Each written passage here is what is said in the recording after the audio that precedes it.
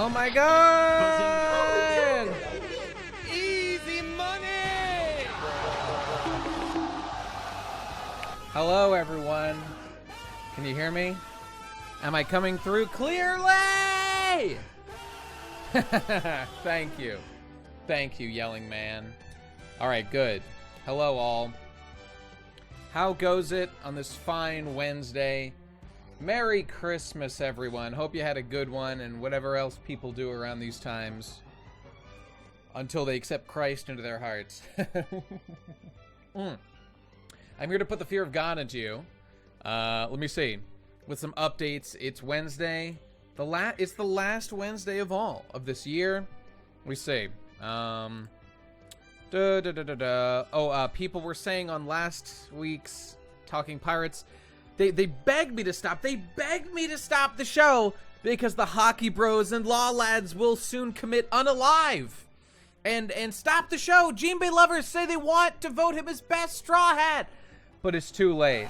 Shut up, bitch! Shut up, bitch! I just hit him with a couple of those, and it's over for them.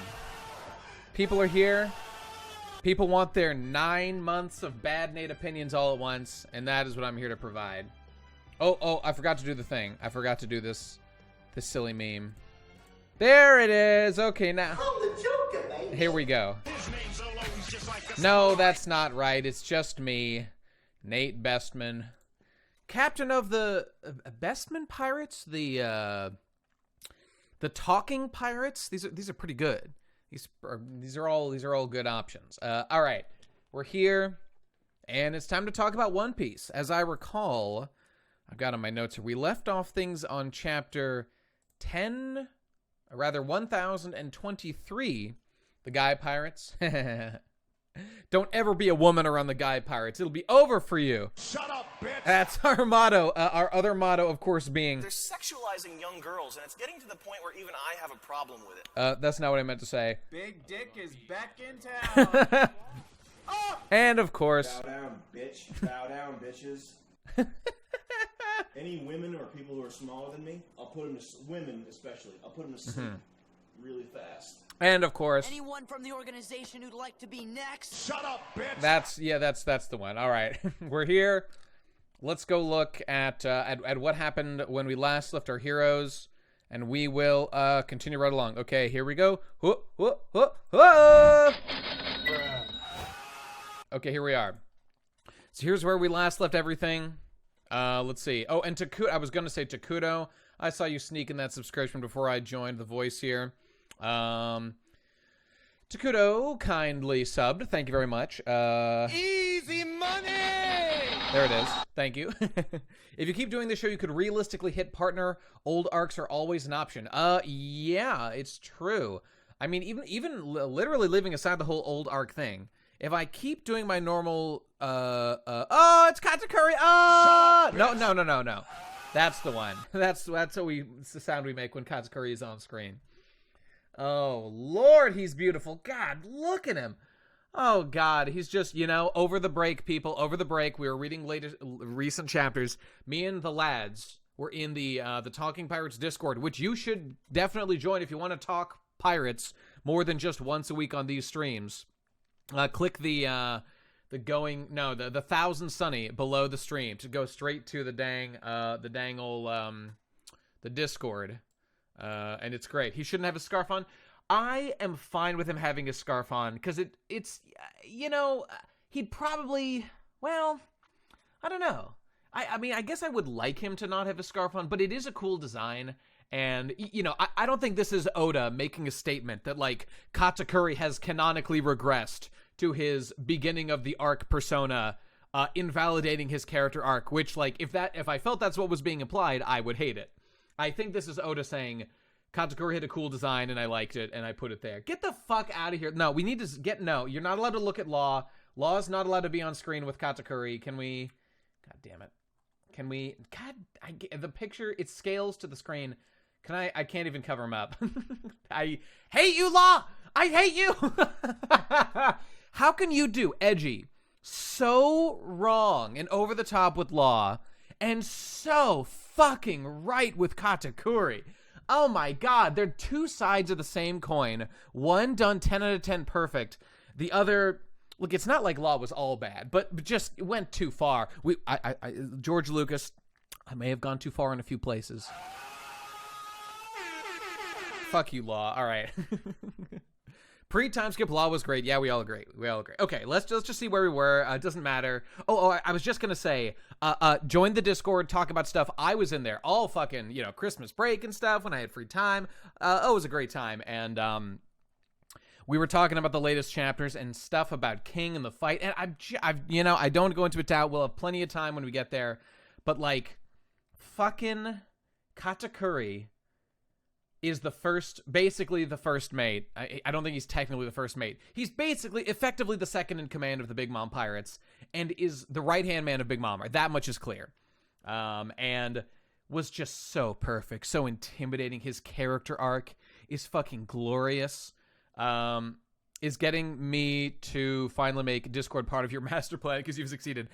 No, only in the sense that I want to talk with people about One Piece because I am absolutely obsessed. Queen of Side Boob, Yamato looking great. Every time I open the server, it's just hockey whining. That's me. Sorry about that. That's mostly me. Too late, idiot. I already don't give a shit. That's me about hockey and Devil Fruit Awakening. Controversial take. You'll have to go and read back in the server if you want to hear the explanation why. We'll get to it later. Devil Fruit Awakening may save us. It may save Wano single-handedly. We will see. Big Mom, I don't want to get too much into it. Big Mom is the perfect One Piece character, and I fucking love her. Katakuri almost feels like he doesn't even belong in One Piece because he's literally too... It's not that he's the deepest character ever. He has too much depth for what you would expect of a One Piece character, and he's the coolest, and he's the sexiest, and I want to kiss him on the lips, and I want to suck on his teeth, and I want him to take this spike right here. I want to take this spike, and I'll leave it up to your imagination what I want him to do with this spike on his knee right here. God, I love you, Katakuri. And then King, and then Oda does this shit with King. Just, it's not that King was bad, but just so disappointing by comparison to Katakuri. This was Luffy's main guy. Luffy barely beat this guy. It almost didn't make sense. And then the Zoro King fight happens. Oh, God, Oda. Okay, all right. I'll let you people go on your own and read my takes here too. Right, we're catching back up. This is all part of the intro. 2 peas in a pod, blah, blah, blah. Cool things happen. Great. Queen is based. King did a big foot thing. You know what's even weirder? Like the Katakuri King comparisons are super like relevant and seem appropriate because King looks like exactly like Katakuri. It's almost like Katakuri and King serve different purposes in the story. You're right. For Katakuri, it's to be a good character, and for King, it's to be a bad character. Get fucked, ghoulish cripple. Nah. I actually appreciate your pushing back on it. I like people who disagree. I don't quite agree. In the sense that this arc focuses more on actually fighting against Kaido as the real big threat on top, I actually agree. So, like, it would kind of make... Look, in the sense of this arc storytelling, I don't even really have and the way that Zoro's fights have typically gone, I don't even really have a problem with King being defeated fairly easily, fairly quickly. The problem comes in comparing the power scaling really of like Luffy fighting Katakuri last arc with Zoro fighting King this arc. And I really think it fucks shit up. I really think it does. And it doesn't make sense.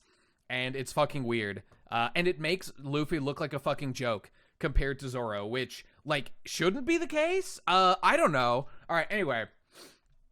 Oh, imagine if the Toby Roppo awaken their zones and get up after losing and it goes round 2. That would be interesting. That would be... No, Mika, it's not about being a power scaler. It is not about that. I'm not following fucking power levels. It's like me reading. I'm not thinking about power scaling outside of... Luffy fought Katakuri last arc and barely won. Zoro fights King this arc and wipes the floor with him. Barely. He gets hit like a couple of times. He's totally fine after fighting Kaido for 1,000,000 years.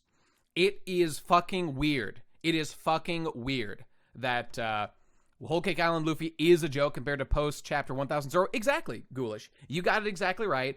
I guess it's Enma. I don't know. Zoro is literally OP looking, and it is kind of strange to see. Okay, we'll get to that later, people. You got the short version right there, but we'll talk about it.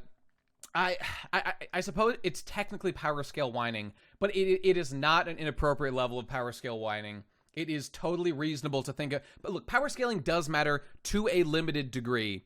Like, Whitebeard needed to be stronger than everybody, or it would have been weird. I still think it's weird that Whitebeard lost every fight he was involved with. And I laugh at him because of it. That's power scaling stuff, but it does matter, kind of, you know?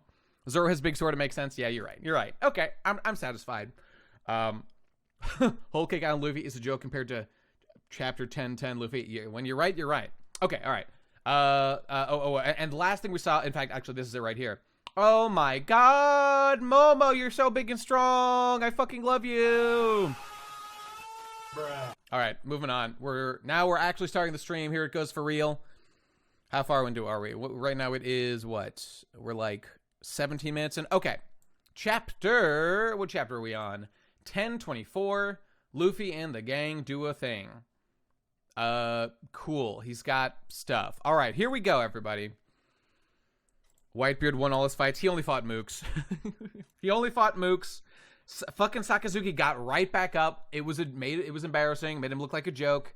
And then he died to based Blackbeard, who's never lost any fights except to fucking a Poison Man, who he raffle stomped immediately afterwards. So, in retrospect, full perspective, makes him look even stronger afterward. Love to see it. All right, here we go. All right, here we go. Oh, it's that's Coco Bananas, man. That's the mayor from Luffy's town. All right, we got the color spread. Part 2 of this thing, right? Look, Blackbeard may get blown the fuck out, but he always wins. And I love it. Whoop slap. Thank you, Ghoulish. You know what's up. Whoop slap. All right, we got Hancock. Love the legs. Nami looking great. Chopper, don't care. Zoro, literally stronger than Luffy. Luffy's a joke. Zoro's the only good character. There's Goldie Man. Eneru! Oh my god, it's got lightning. It's Dr. Hogback, I believe. God, I fucking love Zoro. Zoro.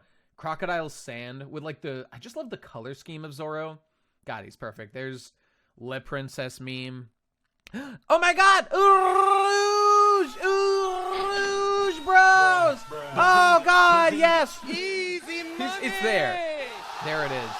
You'll love to see it. Bonnie's got a gun. That's pretty cool. You know, King means good things for Eneru coming back. I would not be surprised. The thought has occurred to me as well. You got, oh, look at Based Kid. Oh my god, he's so big and metallic. We need to share the Rouge. He definitely fucks. Didn't they say that, like, wasn't there was a thing when, like, they did, like, Odin and SBS, like, the backstory of all the, of, like, the supernovas or something? And there was like an answer with him that like implied he fucks canonically. That was like his likes were like women or like fat pussy or something along these lines, as I recall. Yeah, I can't remember what it was, but it implied he fucks, and that ever since then he's been the best character. Love making. That was it. I think that was it. He enjoys love making. That was his hobby? Oh my fucking god! Too late, idiot. No, it's not too late. Rouge does canonically fuck. All right, fantastic. All right, what is this blue thing? This is waves, right? This is waves. Okay, cool. Yeah, they've still never covered like Rouge defeating Snack, the most embarrassing Big Mom pirate who did nothing despite. You're telling me Snack was a fucking sweet commander over my based boy? Oh god, no, the man who could not defeat Pound D Pussy. God damn it, Heat Man. What's his name? He's the fourth son. He's the third triplet with Katakuri. Beans Man. Oven. Thank you. Jesus Christ. Oven. What's Beans Man? Oh, no, I know this one. I'm not looking. Daifuku, I believe, is the third son. First is Prospero. Katsuguri, yeah, whatever. Pound D Pussy is definitely the strongest character. Rouge is definitely being saved for later, and you love to see it. Okay, oh, there's Bon Clay looking great. Fabulous. Should be dead, but whatever. I guess nothing matters in One Piece anymore. Daifuku is a genie man. Yeah, I remember. Strong as shit. And Killer and Kid. Oh, okay. And of course, the base Dino Man. Don't you love his amazing contributions to the story, everybody? That's absolutely cash money. I love you, D-Ace Drake. Being an Agent of Sword actually was pretty cool. I'm not gonna lie. He just gets destroyed. Like, cause he's just a fucking Zoan. Like the Beast Pirates in general, he's just a fucking Zoan. Fucking law chuds. Get the fuck off my stream. Okay, obviously Luffy looks great. The black cloak is the sexiest thing that Oda's ever done for Luffy. Outside of exposed midriff, of course. Yeah, it's great. It's great. I don't love the yellow pants and the purple sash. Yeah, whatever. It's fine. Sunny, I'm guessing, will be in the next piece. But we'll see. We'll see. And, and Apu. Should have given him a musical note thing, but whatever. Okay, good job, Oda. All right, here we go. The cover spread in 3 pieces is totally sick for chapter 1000, I think. Or maybe it might be volume 100. That might be it. All right, anyway. Okay, let's read the actual shit and see what happens. Okay. What happened last time? Oh, yeah, Momo. I think Zoro and Queen were facing off. Zoro and Sanji were facing off against Queen. Right, okay, cool. Here we go. And let me take a sip of water because I've already been ranting. Right. Volume 98, 99, and 100. As I thought. Okay, here we go.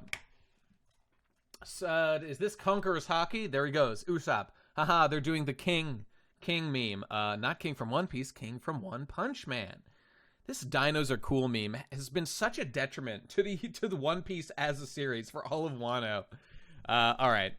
It's natural for men with weak resolve to crumble before me. Okay, he's lying. Okay, funny. I like it. Good job, Usopp. This is good. Good writing. Keep it up. He's sitting on this. Look at this fucking guy. Dino body on top of this shit. I'm seriously molding about the dinos. I'm molding as fast as I can. Okay, they're spreading the legacy of God Usopp. Oh, okay, why are they actually running away? Okay, so I guess he's just tricking them, right? He's just tricking them because he's saying he took down the Flying Six. Okay, whatever, that's fine. Good job, Usopp. Love to see it. Frankie won his fight already, I think. I bet Momo's with Shinobu-chan. So they're trying to get Momo. Oh, right, okay, because Momo's doing his big dragon transformation thing. Okay, epic. All right, everyone's fine. Everyone's running. It's a where is everyone now that a couple fights have won chapter. That's fine. Zoro and Sanji are now fighting. We're establishing that. And here's Beppo, Penguin, and the other one. I don't remember their names. Beppo. Who could forget Beppo? That highly memorable character who's had many amazing contributions to the story. Great job. Why is Robin unconscious? I guess after the fight, she did get hit a bunch.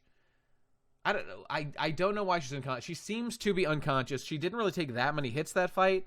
Like, if it's just that he's carrying her to run faster, I don't have any explanation for that. I guess it really pushed her hard. Okay, fine. Man, Nate couldn't keep the Slender against law. He had to spread to his entire crew. No, it's just that they haven't done anything. What the fuck has Beppo done besides... You know what? I do like that Beppo did foreshadow the Minx. That was great. That was a... Well, I don't want to over-exaggerate. It was good. Like, I guess, Chopper can speak human language, I guess, because he is a... Well, but then again, you've got Papagu. Animals can just speak sometimes. Remember Papagu? He's canonically, he's just a starfish. He is just a starfish who, like, due to a pun, thought... I don't want to overanalyze a joke or whatever, right? But, fucking, the Papa, it's some Japanese pun I don't even understand, but like the way that you say starfish is similar to human in Japanese or something, so he thought it was human. He learned to speak like Meowth and Pokemon. So like, okay, animals can learn to speak in One Piece. So Beppo speaking was either that or it didn't really imply anything about the Minx, but I thought it was a good usage of the character. Now, Lucci's pigeon was canonically him the whole time. He was a ventriloquist. So... Just saying. Yeah, that's right. Papagu thought he was human and no one corrected him. Exactly. I don't think saying Robin got her ass beat is exactly correct. Okay, this... whatever. Who gives a shit? She got beat up enough. She's fairly delicate, you know. She's no Sanji or Luffy or Zoro. She gets slap her around a little bit and she goes crying to the authorities. Man, I think we've all been there, am I right? You give him a couple of these and all of a sudden it's officer. This isn't legal. All right. Baron Corpse is carrying Robin. Great. Robin was going to get burnt, so we carried her. Okay, right. So, like I said, establishing where everybody is. Hey, look. It's that one guy from Kid's Crew. At least I'm pretty sure that's that one guy from Kid's Crew who shoots fire out of his mouth. I'm like 90% sure that's that guy. And I don't know if he shot fire before, like back in, like literally Shaboni Archipelago. I thought it was like a poison gas, but is his name Heat? Is that right? Okay, you would know. Did someone say Jinbei? No. Oh, God, it's Jinbei! All right, shut up. He was spitting gas. Okay. He was spitting bars, probably. You know, like punk. Is this guy in Kid's Crew? I don't know. Yeah, frankly, they look too much like Kaido's crew. I can't really tell the difference, but whatever. Whatever. I think that's Kid's Crew doing something. So off they go. Oh, right there. Kid Pirates 4th Floor. Okay, I gotta actually read the thing. Although, yeah, like I said, they do look like them, so I think these are Kid Pirates. Also, where have they been? Did I forget something? I thought it was like they got totally split up from their crew. I guess it's Kid showed back up at the beginning of the raid. Did he have his own ship? Is that what happened? Korewa Eden, hey! What's up, dog? Oh, wait, I got a message for you, Eden. Shut up, bitch! Also... Too late, idiot. I already don't give a shit. You guys know Eden? He's a good man, does the memeries. He's a good guy. All right, let's move along. Let's not get too derailed. He came with his own ship. That's what I thought. So, how does her giant thing work, by the way? I thought she used a lot of arms to form giant limbs out of them, but it turns out just bigger versions. No. I think, issue Deviant, it's always been implied that all of Robin's big limbs are like an amalgamation of smaller limbs come together. It must just be that. It must just be. I continue to believe that that's the case. And I think when we saw, her demon form, it wasn't clear. Her big form earlier in the fight, you could see like on her titties and stuff, like the lines implying it was like a lattice of other arms and stuff or something. And there's just no reason to believe that wasn't the case for Big Demon Robin 2. It's just that Oda was doing a design thing. I mean, she had hockey. This is established because she was dark colored. It's pretty clear. It's the same thing. So there's no reason to believe anything else. As far as I can tell. Anyway. Jinbei's doing a thing, fire, writing, they're running around, people are doing stuff. There's Komurasaki, I do like this guy. He hasn't done anything in a long time, but the Fishman, Kappa Samurai guy, Kozu, it begins with a K. I can't remember. Somebody say it, I'll remember in a second.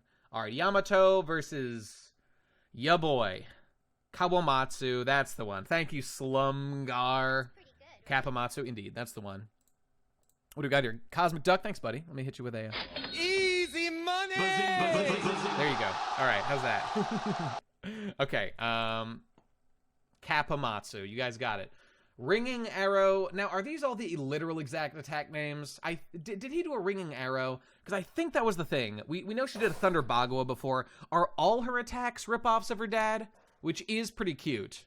I don't know. I still say, to this day, he did do a Ringing Arrow? Yeah, I thought so. I still say this arc is going to end surprisingly heartwarmingly between Yamato and Kaido. I think you are going to be shocked. I don't know what Bagua means. Look it up, I guess. I wish her attacks names stay in Romanji. I don't know. Whatever. It's fine with me. I think this is going to end on a, like I said, surprisingly heartwarming reunion that, like, you know, fucking Kaido is kind of nice to Yamato. He was locking her up. You know, he was rough. But, I mean, Garp was rough to Luffy. Threw him in a jungle, told him to live. Luffy could have easily died. It was a rough... I mean, yes, he had chained up Yamato, but they could easily, you know, wave that off as, like, for her own good. I want her to rule Wano. You know, it was like an evil guy's version of for the greater good of her.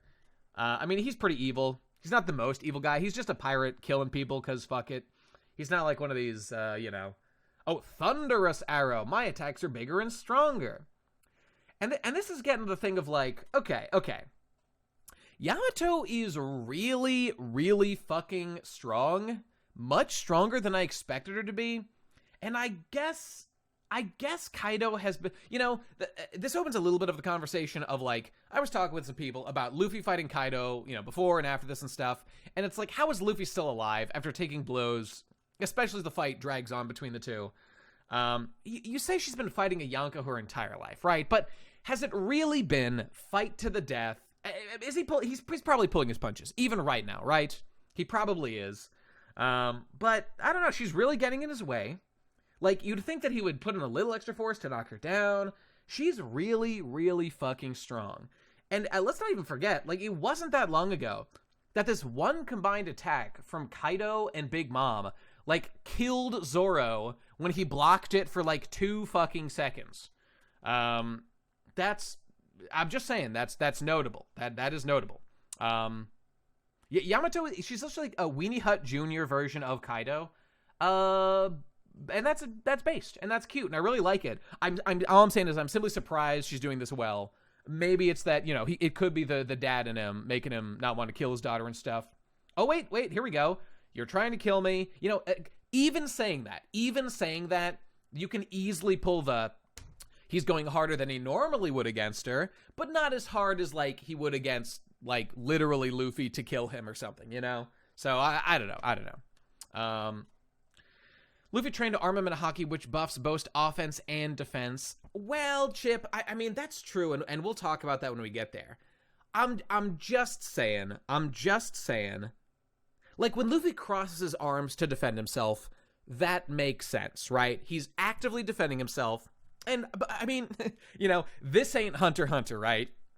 This ain't the fucking best arc of Hunter x Hunter, Greed Island, where they specifically train both offensive and defensive usage of, it's not Hatsu, it's Ren or something, where you concentrate aura or whatever at different parts of your body, which was strategically useful in, I still think, probably the best fight in the series, and the best arc of the series, fucking Greed Island, which I won't get into a whole thing about, but, like, that series really made it clear they're buffing offense and defense depending on how you use it, and it was used in a really brilliant way at the end of that arc. One Piece is not like that. One Piece is low resolution, right? So that Oda can use the stuff he wants to at different times, because it's more of a goofy, silly, general take manga. And that's fine, I'm just saying, like, everything Luffy's done has been about buffing his attack power, and yes, when he crosses his arms with haki, you could see why that would block attacks better, but if he's just hit in the stomach, I'll give it to you. It does seem like it probably would boost his defense in general. Like, why wouldn't it? We know haki does raise your defense in general,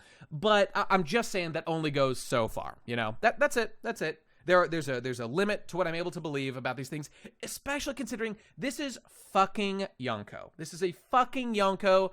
Is there anyone on the planet stronger than Kaido? Can anyone hit harder than Kaido on the entire fucking planet?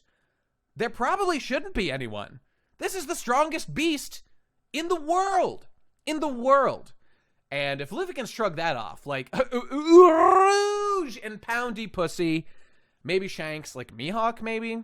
This does go to a little bit of my theory. All right, just one point, and then we'll move on from this. I have been thinking, look, we've all said for a long time, like, it's kind of weird that, like, Zoro is the perfect one to kill Luffy, right? Luffy is weak to blades, and all of Zoro's fights end really quickly. All right, Luffy is a pugilist. He is a punchy boy doing, like, unarmed damage.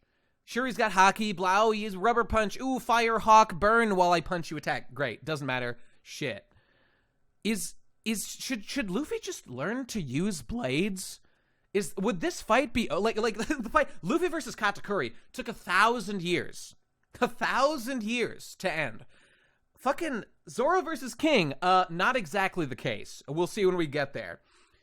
Is it just that simple that Luffy just needs to use a fucking blade and he's just being as retarded as it would be in real life to fight with your hands? Even Rogers and Whitebeard had weapons. When you're right, you're right. Yikes. Seems embarrassing. I think Zoro needs to take over this operation. Shadow Luffy with the sword was a monster. He would decimate. He does need a gun, as we'll see. Some people know how to use swords. Now, I believe that wasn't Shadow Luffy. That was Nightmare Luffy is the technical term. Thank you very much. Shut up, bitch. Thank you. All right. Luffy is so big brain that he realizes sword wielders are weaker than plot armor users. That's absolutely true. Too late, idiot. Bazinga. You said it. Okay, all right, here we go. Kaido's doing a meme. All right, he's doing an attack thing on Yamato. This isn't a family. You should have been prepared for war. Okay, so yeah, I'm really gonna kill you. Wink, wink, wink. Wonk, bonk, bonk. You admire Odin. Okay, cool. The princess has been throwing a non-stop tantrum for a week. Blah, blah, blah. The Odin retarded bullshit. Okay, here we go. Flashback time. Now, you know what I'll say? You know what I will say? A lot of us have been waiting for the Kaido flashback. I just want to throw this idea out at you to make you want to die as I do sometimes.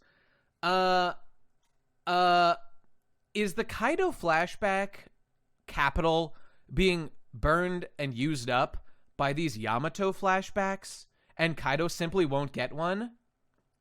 I know we get a little bit. We get a little bit here and there. Oh God, let me put a little panic in your heart, fellow hopium huffers, fellow copium huffers. I've been holding out for a long time for a Kaido flashback. You know, Doflamingo got one that did a lot to make him more interesting. You know, I don't think it was perfectly executed. Fucking Katakuri got one. Big Mom got one of the best ones in the series. I fucking loved Big Mom's. It was so good. I want to make you panic as I do.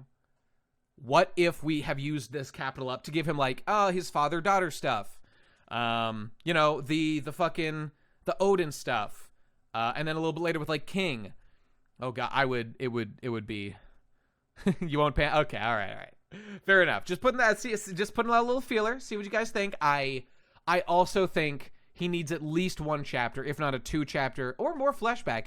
Doesn't need to be that much. We need more about Kaido before it ends. He hasn't really been put into that, like, Kaido needs that moment where he's realizing, oh God, I could lose. He has not yet reached that point, even at like the latest chapters. When we get there, that's the time we get a flashback with him of maybe him and Yamato. Maybe when he loses, we flash back to him when his daughter Yamato was born, and he's like, I will get a kingdom for you because I love you so much. That would be adorable. Would love it. Would be cute. And maybe it'll be him as a kid, maybe as a member of the Rocks Pirates, right? That'd be pretty cool. Joy Boy stuff, you know? It has not yet been clarified, I don't think, what Kaido's like race is, but his horns look just like oars, so he's probably like Oni race or something. So I don't know, we'll see. All right, moving on. So, okay, here we clearly saw Yamato had Conqueror's Haki. She made all these boys pass out. Pretty cool. Hey, did we see Odin? Oh, he's an Oni. They confirmed it, really? Where'd they confirm that? Was that in a Vivri card, a Bibli card? What was I gonna say? Have we seen Yamato do any Conqueror's Haki in modernity yet, or was it just this flashback? Is this where we're first learning? I think we've seen her do it before. Yeah, a Rocks flashback with Kaido would be the one to do. That would be the one to do. And it wouldn't even be hard. Yeah, that's an easy tie-in. Oda was using the moments between the story beats to like do flashbacks to those stuff. It would be perfect. Yamato is literally Oni princess. Is an Oni princess a thing? I can't remember. Give it time and even Law will get conked. Please no. Please no. All right, so she did a Haki. That's great. She's gonna die. Fuck off. Uh-oh. If you insist on calling yourself Odin, it'd be better if you did die. Ooh, yikes. That is not a nice thing to say, my man. Ooh. Oh, that's the kanji for heaven. Or 10. Haha, I know about that. I know about Japan. I'll give you a month to cool off and reconsider things in here. All right, there you go. There's Samurai, throwing her in. Epic, epic. Okay, this Master Swordsman, there they go. If you have a change of heart, yell and they'll come save you. Okay, cool. So he's leaving these scary old samurai and fucking some swords to kill Yamato. Let her live. Now, see, this is cold-blooded. but also badass, so I don't care. They're definitely gonna resent me because I'm your child. Ah, help me. Ah. Yeah, what would Odin do? Stupid ass bitch. Okay, there you go. And what did the samurai do? What did the samurai diddly do? Oh my god. That guy looks familiar. That guy looks like, what's his face? The trans fucking, I don't know. The guy that Kanjuro transformed his face to look like. Whatever. They look like Le Japan boys. Oh my god. Okay, here we go. Here we go. I feel like this is tying back deliberately to the old to the first thing we saw about Momo refusing to eat, being given food by someone and would instead steal food. That was based. I do like this. This is a cool callback thing to the first thing Momo did. I don't know if this is like a historical thing that samurai were. They like wouldn't. I mean, we all know samurai love to die. They love to die. They look for death. They can't wait to die. It's very cool. Like the Klingons, kind of. That's why they call them space samurai. They love to die. And let's see if Yamato can do it too. Oh, look. Oh, she ate her shit. How embarrassing. Okay, so this is very cute. We all love these samurai guys. Looks great. Yamato Banzai, Kamikaze Des. Hey, it's just like a Luffy thing. You remember the bowl of rice forever. Hey, what was in that? What was in that anyway? Just rice and one fish and tea. Cool.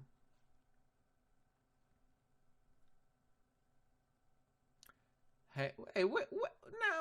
Now, wait a minute.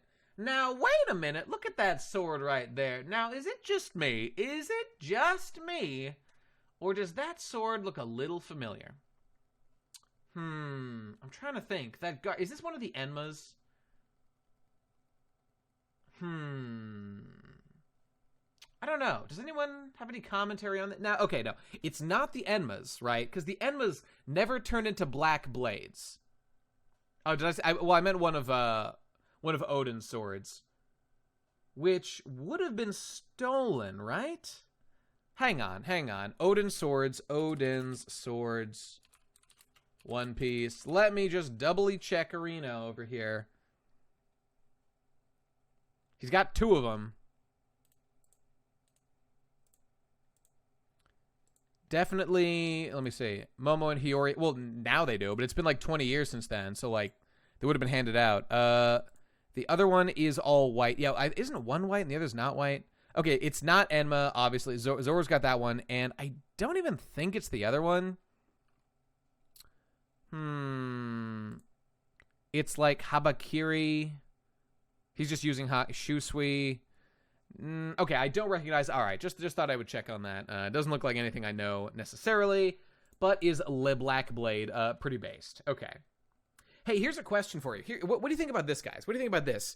Is it possible that everything about Haki making the user black stems back to the choice by Oda to give Mihawk a big black sword at the very beginning of One Piece? You know, Haki didn't have a color at first. Whoa, did he plan it all along? No. No, he didn't. But, you know, it's a fine, you know, adaptation to use. Or,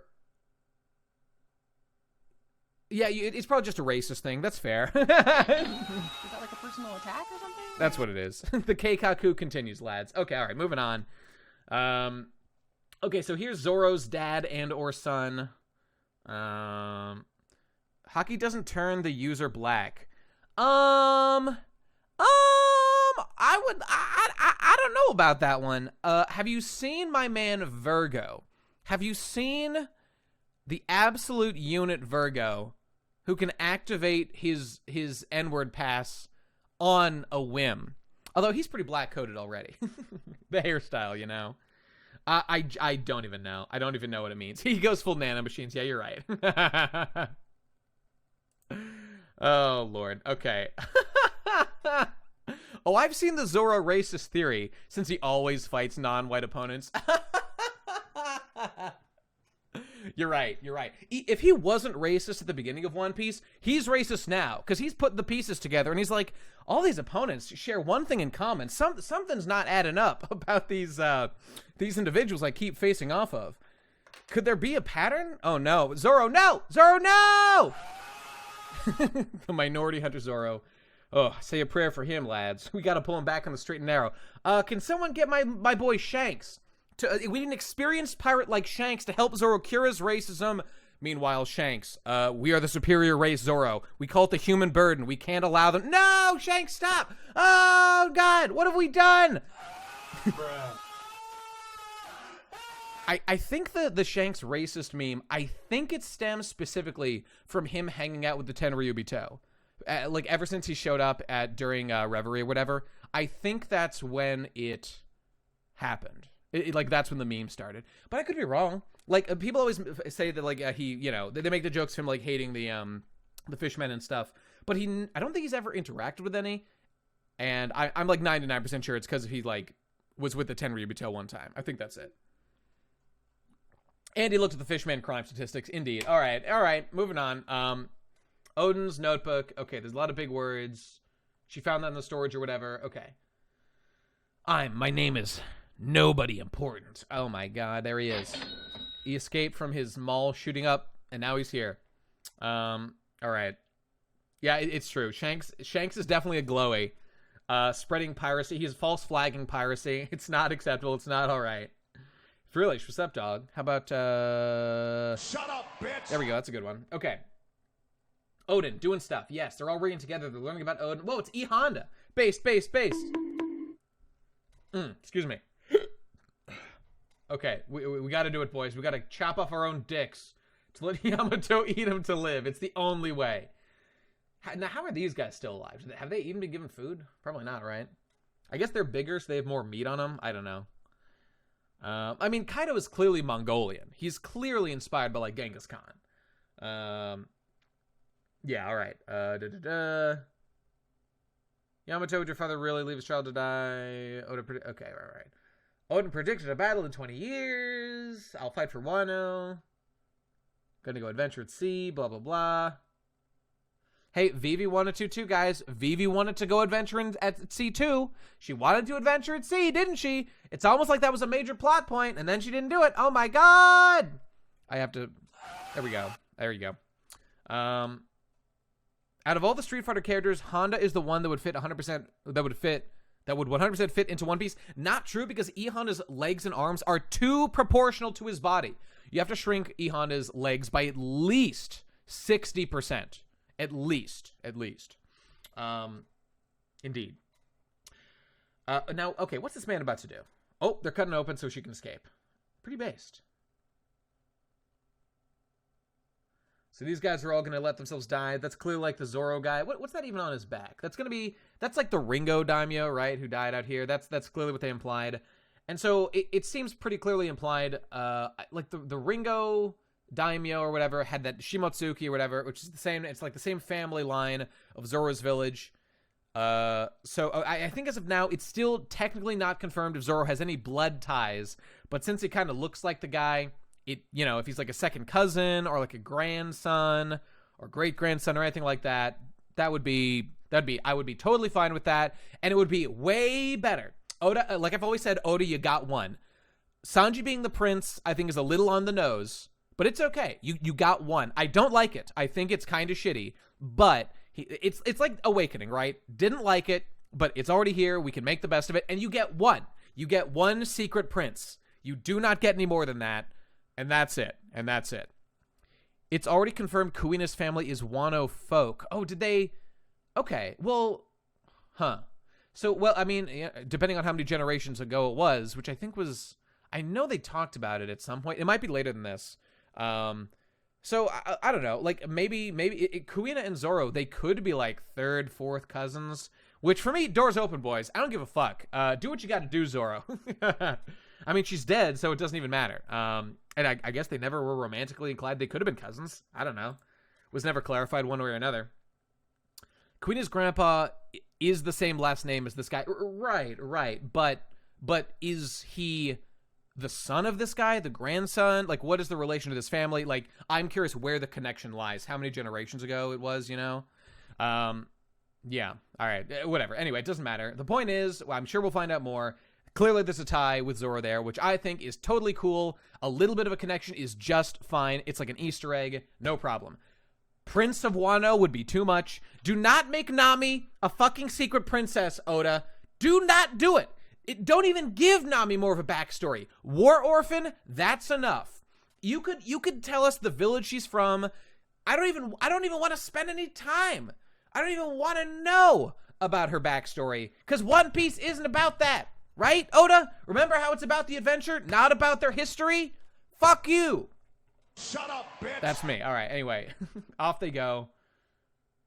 There she's trying to escape. Thank you, guys. Do not make fucking. Now I remember. Remember when Lola said at the end of Thriller Bark, when she gave Nami the little piece. God, this is the best thing ever. The little piece of the Vivre card, and said, "This is my mom's Vivre card. Use this when you get there, or use this to go find her. She'll help you out. I'll write a note on it." And then fucking it became a major, like, frankly, it was a little bit more of a plot point than it needed to be. But honestly, Oda worked it so perfectly that, like, her soul was part of the world, part of the thing. They got control over the homies with that big forest dude. God, that was fucking genius. That was the best shit. One Piece is partially about overcoming your past. I don't even agree. Like who? Like what? What past does Luffy need to overcome? No, it's not about overcoming your past. That's bullshit. It's literally not about overcoming your past. It's about how your past doesn't matter, which is a different kind of thing. That is a totally separate thing.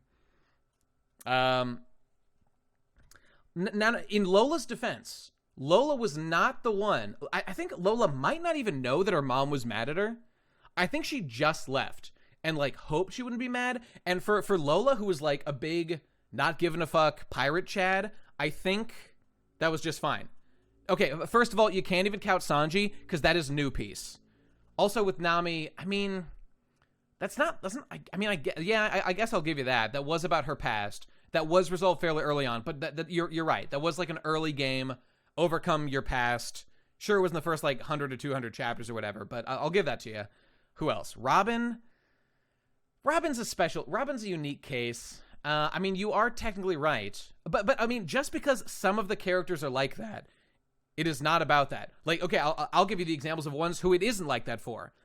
Luffy doesn't count because the dragon thing doesn't even matter. It doesn't stop him. Every time that's been an issue, he is, like, rushed in to make it a problem. Namely, one time during the big war or whatever. Usopp, absolutely not. No, it doesn't matter. Like, he doesn't care that his dad bailed on his family. It doesn't matter at all to him. Zoro, no. I'm just gonna go through them all. Nami, yes. Chopper, no. He didn't have to overcome his thing. Frankie, no. Like, in his flashback, his parents abandoned him. There's nothing to overcome. Like, Brook, the answer is no. That wasn't overcoming his past. That was just like nothing changed for Brook, except the particular material condition he was in, that his ship was broken and his shadow was stolen, needed to be fixed. He was over his past a long time ago. He just wanted them, like, put to rest. That he doesn't count. Jinbei, like a little bit. Not really. That's just an extension of Nami, but not really. Carrot, get the fuck out of here.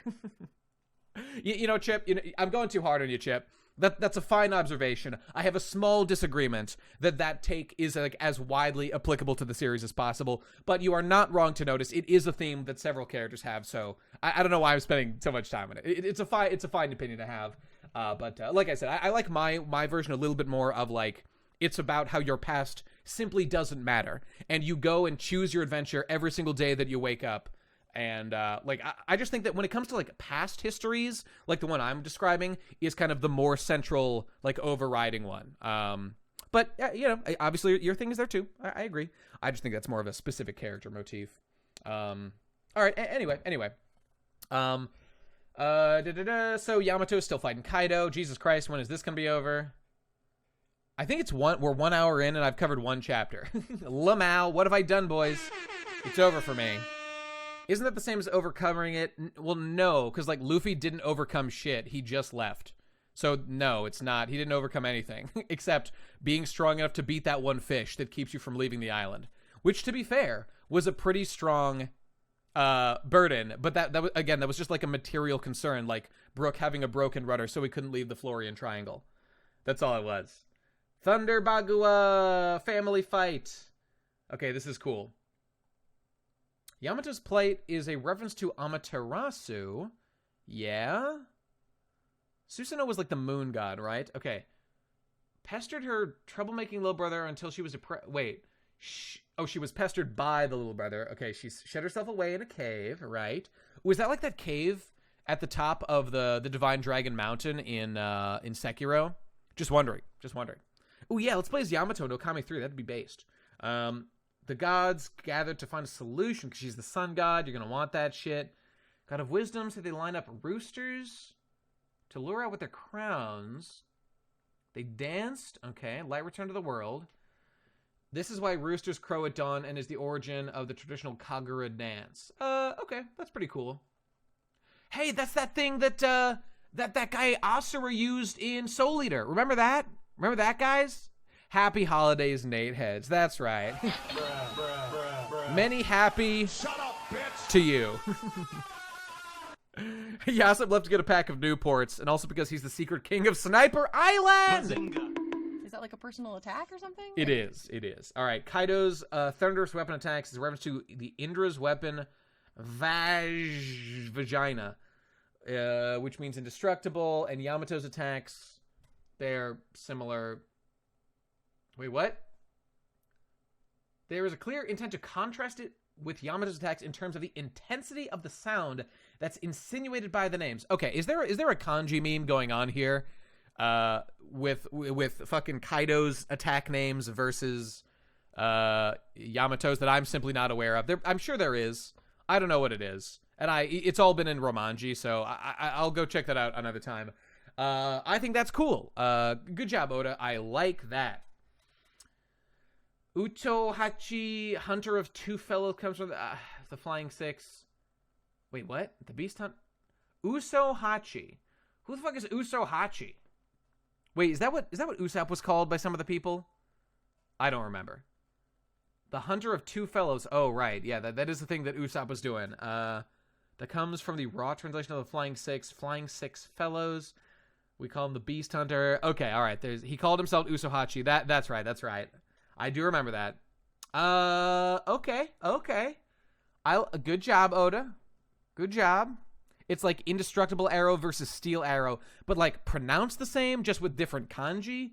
That's probably the idea, right? Or is it the same kanji, but pronounced different? I care. I find these things interesting. As a student of Nihongo. All right, 1 hour in. We're finally at the next chapter. Oh my God, 10:25. All right, let's try to pick up the pace, shall we? Jesus Christ. That's a good. I'm rereading this, so I'm not spending as much time. When we're up to date and we're doing like every chapter is new that week, and we can really dig into it, I will take more time to appreciate stuff. But Big Liar Story, absolutely based. Big ass nose. You're looking great, Usopp. God, I love you. All right. The Twin Dragons, boys. You ever played Double Dragon? That's what this chapter's about. All Octopus chronicles the life and adventures of Usopp.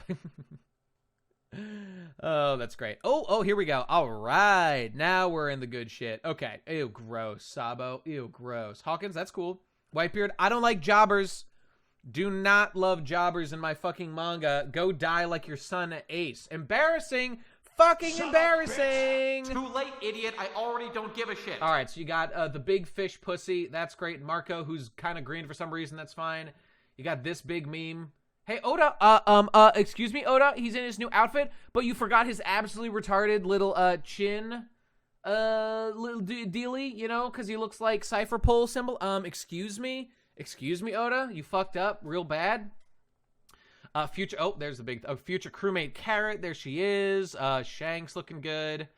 I think what was it? Was it Big Mom and Kaido on the other side? wait, I can scroll down and see, right? Yeah, there's Kaido in the corner, Big Mom. Okay, looking great. Big meme, there she looks good.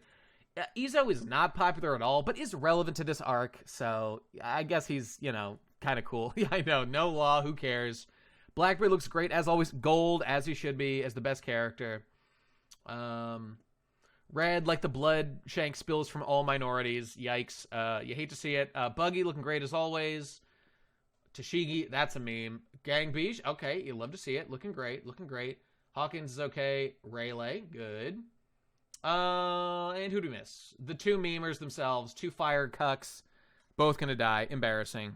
I know, guys, I'm sweating. Carrot's a little far from her fellow Straw Hats, guys. I don't know what this is implying. Oh, and yes, of course, Kobe. Oh, and Aokiji, he looks pretty good. Blackbeard is like evil Usopp. You see, Usopp took his dad walking out at a young age and turned that into gold. By the way, Blackbeard has been said by Oda to be Somalian. Based Oda. Absolutely love to see it. Keeping that shit 100. Really shit. And Usopp took his dad walking out as a challenge, baby. As a challenge. And I love to see it. I think Shirahoshi is probably here because she's highly plot relevant. She is Poseidon that will be relevant in the end game, so she's got relevance for days. Oh yeah, Zoro definitely will kill Blackbeard. You're absolutely right. He's the one. He's the man to strike him down if ever there was one. And this just looks awesome. I would love to put this on my wall. Oh, and Smoker, guys. Remember Smoker? I really need a cricket chirping sound effect. In fact, I'm gonna write that down. That one is very important.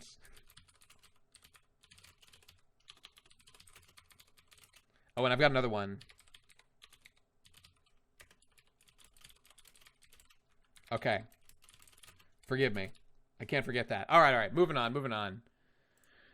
Oh, Smoker is... I mean, I feel like Smoker's going to be the guy who comes in to, like, redeem the whatever, the fucking admirals. Like, what are we going to get at the end of the game?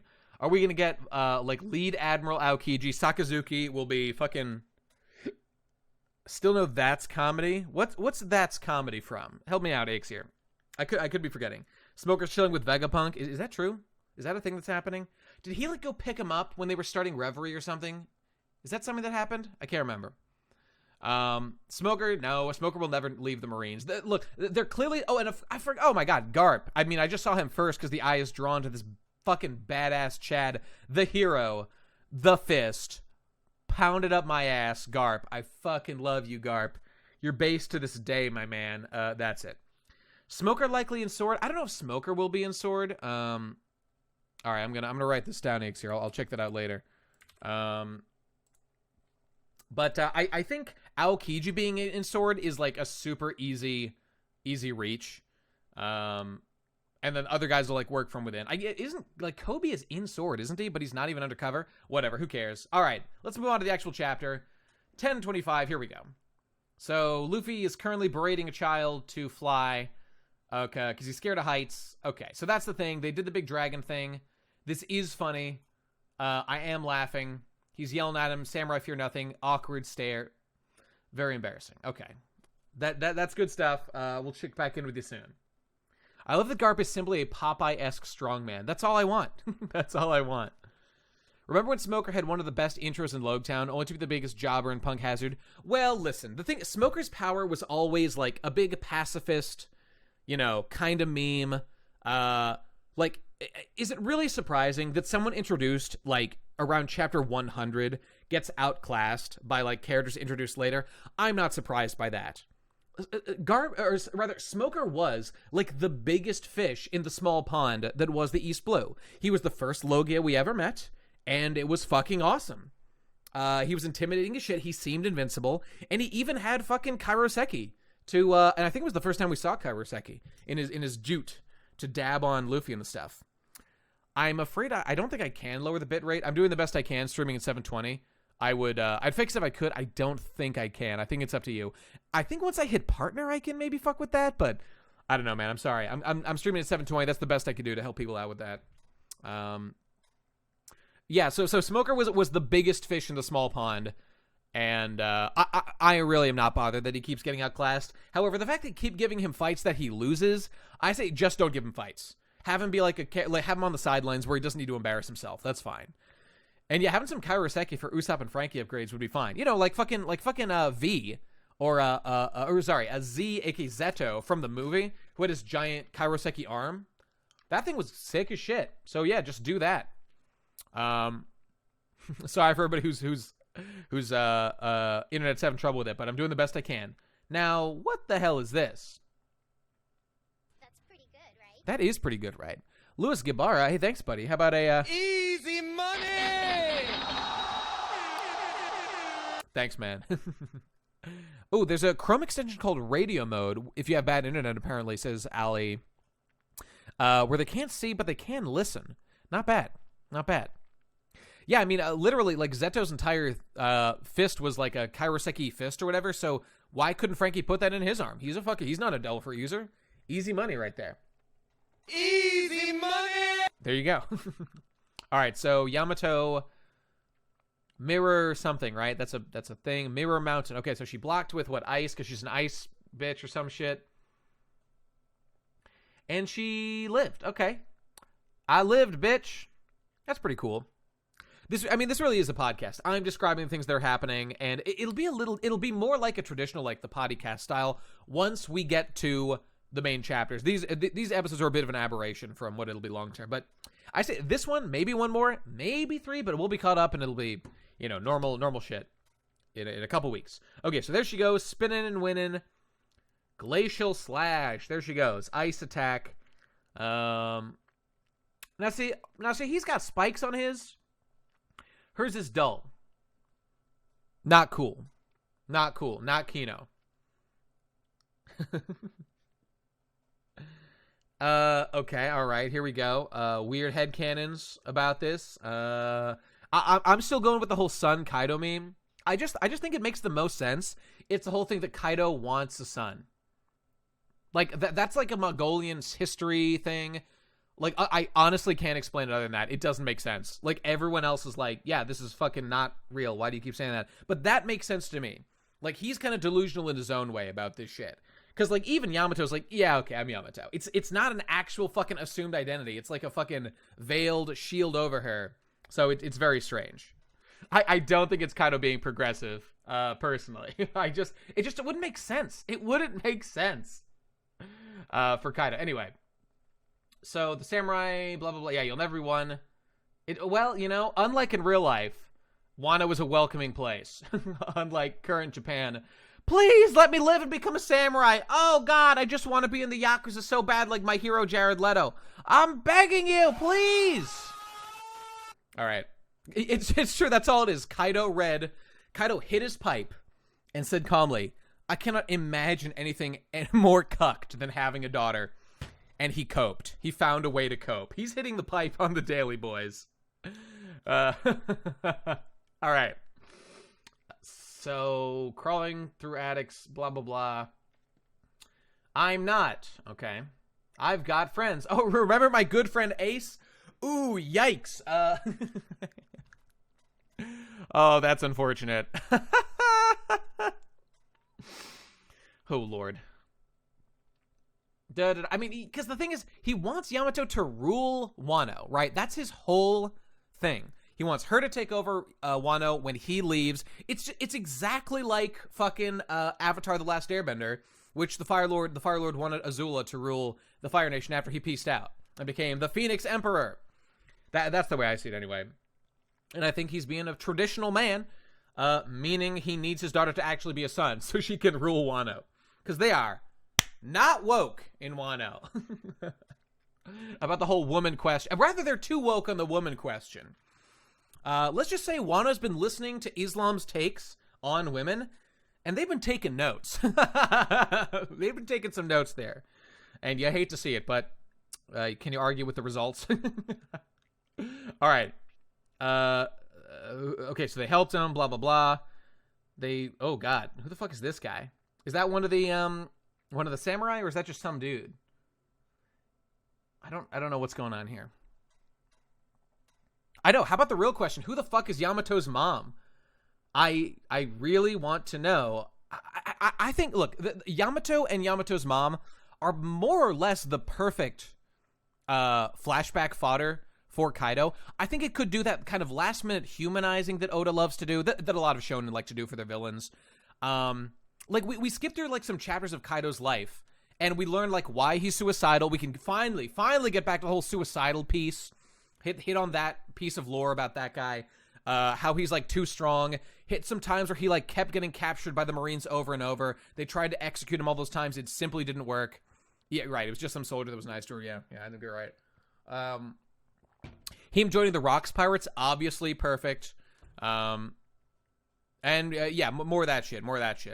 Oh, yeah, and then Yamato's birth. Maybe we meet the wife. Even if she's just some fucking fodder, I don't know. Like, have her die in childbirth. And maybe Kaido really loved her, and that's, like, Yamato's all he's got left. I don't know. Like, it's really easy. It's real. Yes, Crocodile, Luffy's mom. That's the one. We need the chapter about that. Okay, here we go. Their acts of kindness were just lies. They were all afraid of you. Because she had... Yeah, that's true. She did have all that power. She did have Conqueror's Haki and shit. So he is... Okay, he is just slamming. Hitting her real good. Ooh, that is a scary looking face right there. So, I mean, whatever. He wasn't actually going to kill her. At least, I don't think so. Like, it's so easy and so common for things like this to be like, I looked scared, but actually wasn't really trying to kill him that hard. You know, extremely easy. If Yamato was my child, I would be suicidal because that side boob would be making me act up, boys. It'd be making me act up. And that's the only honorable escape from there is seppuku. Good lord, the side boob. All right. She doesn't have to do that. She chooses to do it. God, remember what a great touch it was that Yamato dressed like Odin and we were all like able to like fucking figure that shit out. Fantastic. All right. I'm doing it. I'm doing it, lads. I'm making the flames. What are you thinking about there, Shinobu? I don't know. Okay, there they go. Roof piece. We're back on course.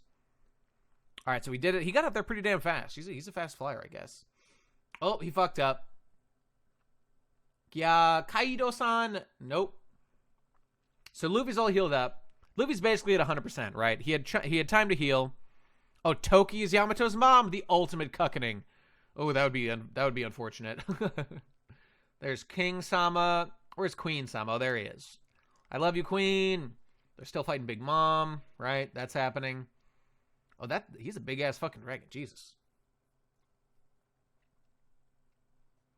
All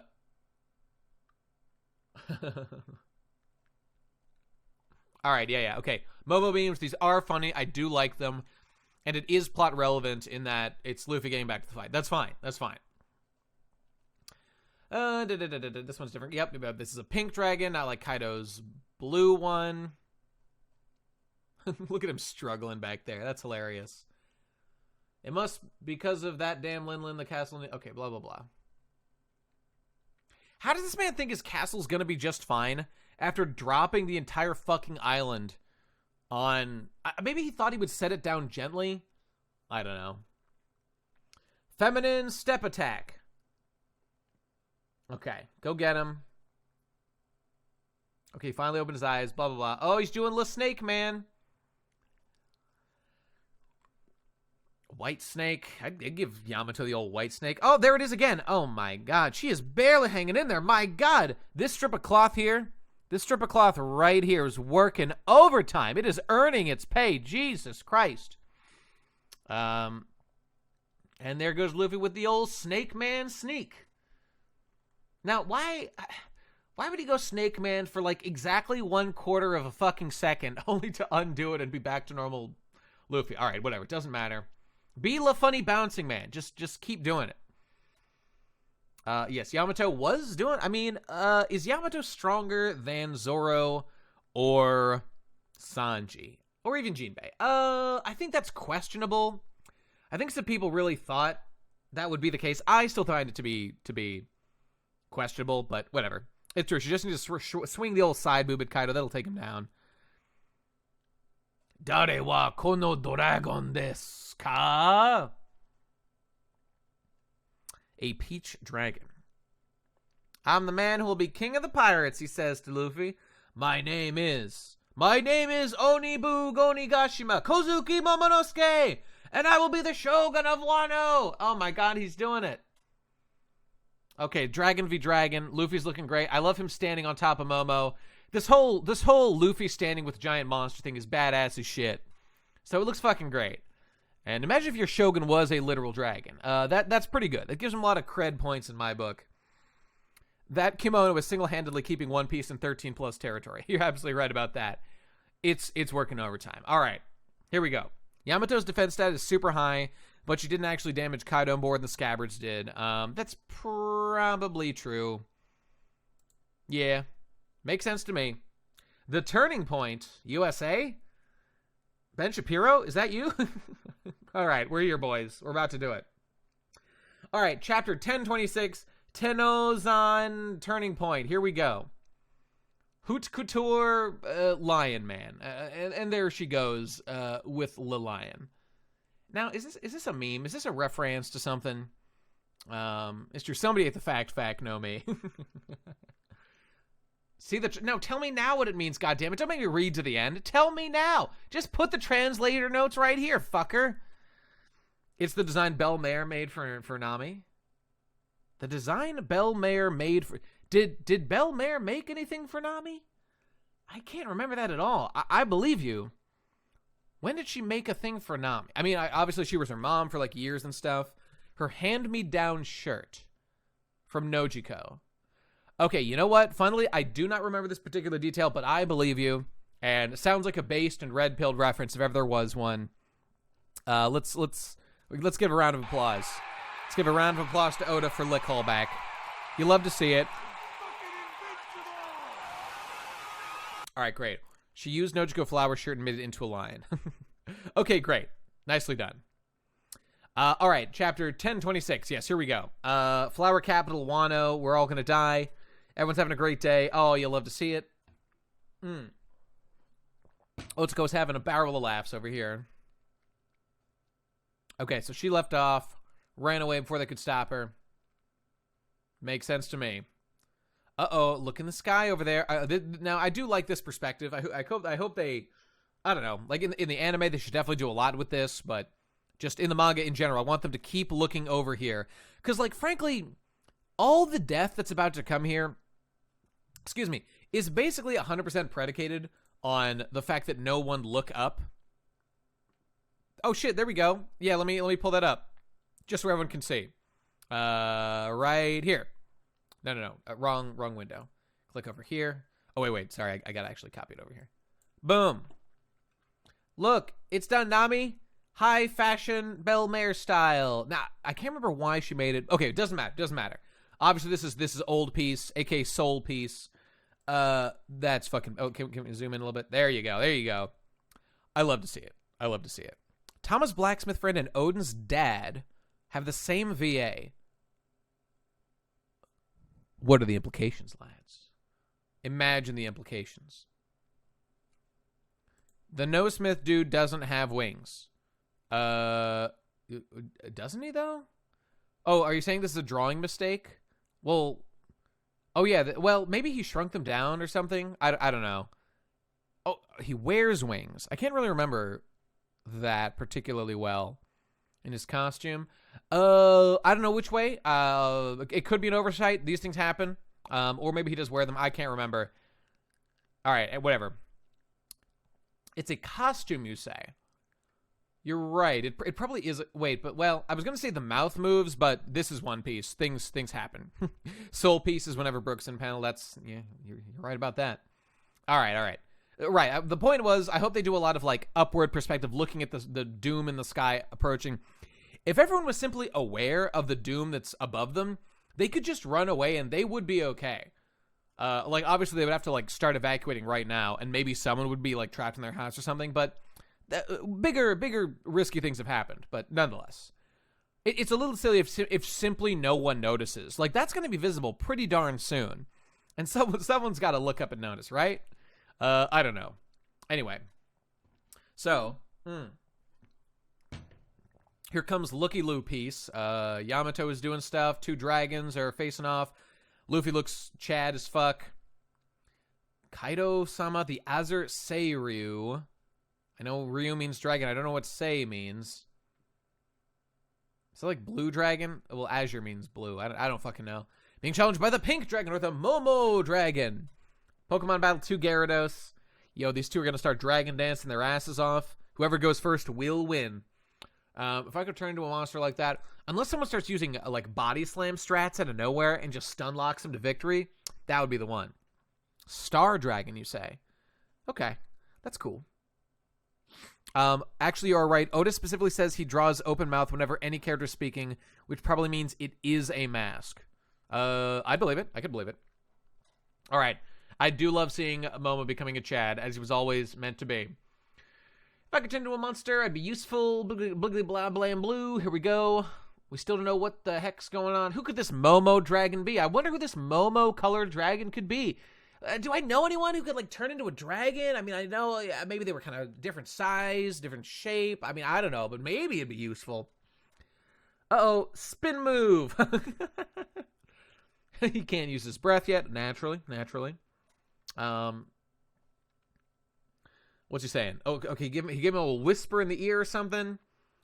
Now see, if he was still in Snake Man move, he wouldn't need to be inflating himself right now. Why did he deflate from Snake Man? Whatever, who cares? He can do it super fast, so it doesn't matter. I remind you, this is Luffy biting into himself and inflating like his own fucking, I don't know, what, like his blood vessels? This seems very unpleasant, but it's One Piece, doesn't matter. Imagine this technique. Imagine using this technique Luffy's using in Hunter x Hunter. Imagine fucking Kurapika describing how this technique is used. Well, first he uses reinforcement hockey, obviously, or fucking reinforcement nen to fucking secure his blood vessels so they don't explode.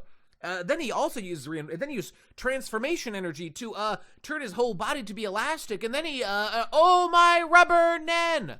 All right, there it is. Adult Momo is gonna kick Zoro's ass. We're gonna see it. All right, Momo Gomu Gomu no Elephanto Gun, and we've seen this move before. But did he use Lahaki correct this time?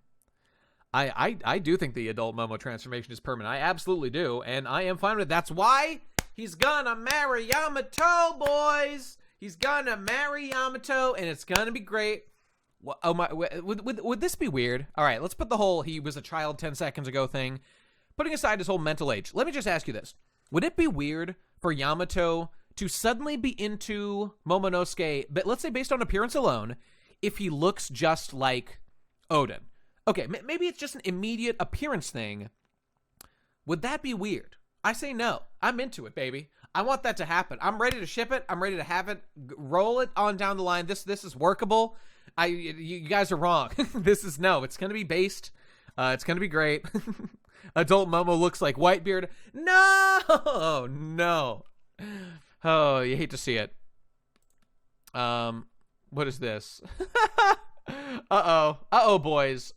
You don't want to see that. Momonosuke, you look just like my biological father, Kozuki Oden, right? Right, everybody? Oh, no. Oh, Lord. Okay, all right. Momo did already fuck Robin, so it's fine. All right, moving on. Punch Man, bite Kaido, blah, blah, blah. We're surrounded. It's Kaido doing... Okay, so we're getting some flashbacks. Okay, all right. It's happening right now, right? This is the thing we've been seeing for a million years. I'm sure it happened earlier as well. Momo's whole thing is that he was traumatized, and it didn't even make a lot of sense for a long time until we finally learned about, or we didn't know why. He was like so traumatized. Now, am I wrong? Like, I think the first thing we ever saw was like Momo was picturing Doflamingo's face. I remember this pretty clearly. Tell me what you guys, if you remember this. Because I'm going to shit on Hector right now, if my memory serves correctly. That, like, at first, Momo clearly had trauma thinking about Doflamingo. And his face was all, like, distorted. And it was, like there was, like, a big illusory, like, wobbly thing. But you could see, like, the big smile and the scary eyes of Doflamingo. This was, like, 1,000 chapters ago now. But I remember something like this happening. Yeah, see, look, Tikos, I am like 99% sure that Oda just fucked up, and it doesn't make sense. Like, why would Oda, or rather, why is Momo traumatized by Doffy? When did he even meet Doffy? Based on the lore, let's see. They maybe Doffy captured him. No, he didn't. Fucking Momo was captured on by fucking Caesar Clown. I don't even think he met Doflamingo. Am I had flashbacks to Doflamingo? Did he even meet Doflamingo? Does anyone remember this? There was a flash. I don't remember it at all. I could be wrong. I think Oda kind of fucked up. I think what Oda didn't have all the kinks of the plot worked out there, because it makes it doesn't really make a lot of sense. I'm pretty sure it's just factually wrong that he would have trauma about Doffy's face specifically. I think it was actually supposed to be Kaido, like the way we now understand the plot. It was a mistake. He literally never met Doffy. He saw Doffy torturing. Well, okay, I mean that could be enough. That could be enough if he saw Doffy torturing someone. God, I don't remember that. This doesn't but he pictured his fucking. It doesn't make sense. It doesn't make a lot of sense. It should, Kaido, he held him. He said, "Yo, I just killed your dad." Is that Toki right there? Is that fucking Toki? Chapter 725. I'm checking it real quick. Hang on. Read one. I have to see it.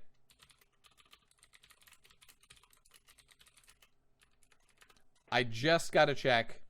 I got it pulled up right here. I'm scrolling through. Let's see what Momo says here. Okay, scrolling.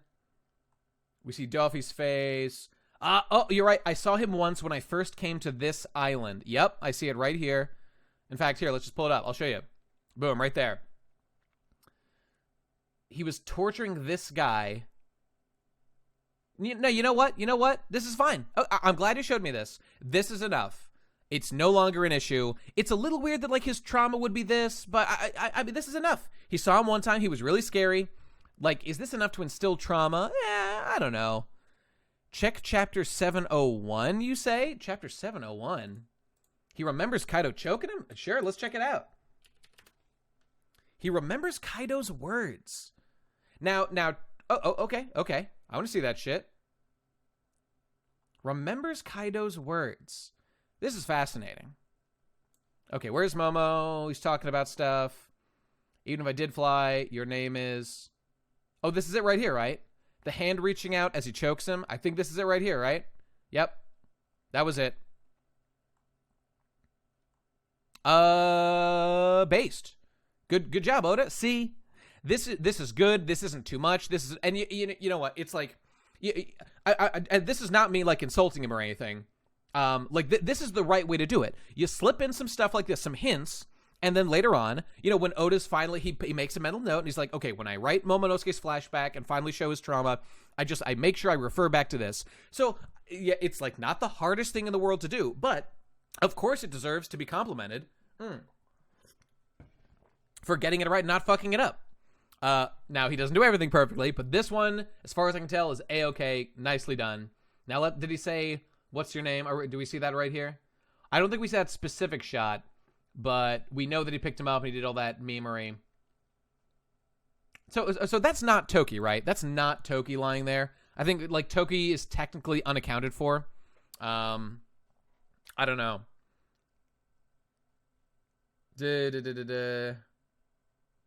By the way, none of those things I just saw now were the exact panel I was thinking of Momonosuke being traumatized, thinking back to Doffy's face, which I think was sometime during Punk Hazard. I think it was the real early days of knowing Momo. Might even be before we saw what he looked like.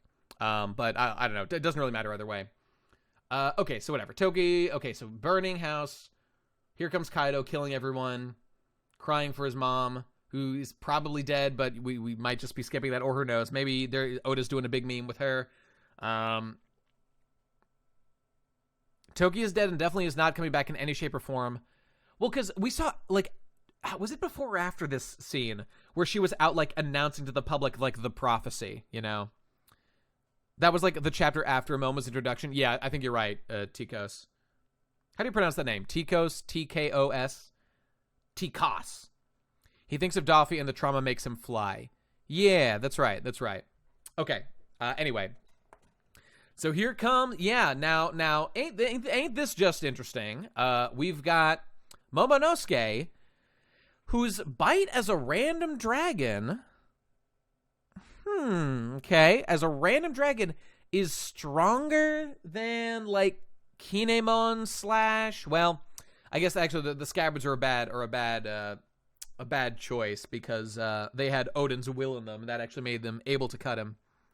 Yeah, I mean, it would, at this point, it'd be weird if Toki didn't come back because of the vague way she... Is that Toki right there, though? Is that Komurasaki on top of Toki? I don't think so. I just don't know I don't know who that is.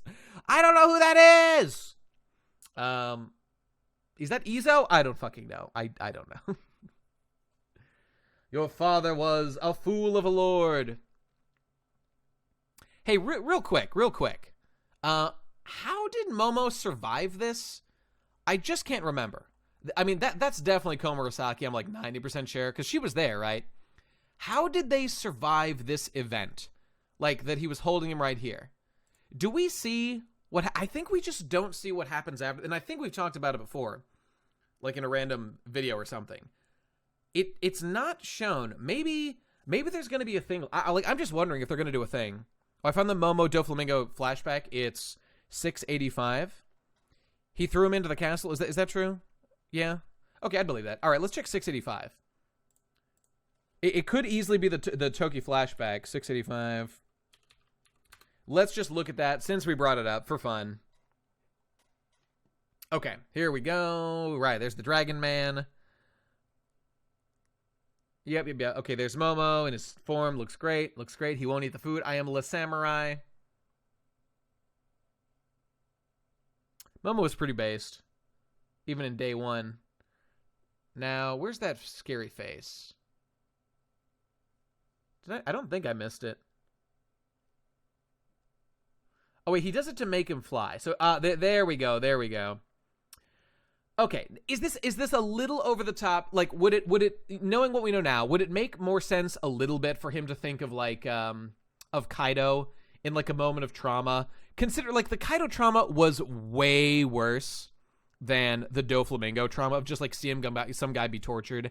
Like infinitely worse. He was a small child, watched, like, his whole family get destroyed by Kaido single-handedly, kill, like, his mom and dad and retainers and, like, destroy their home.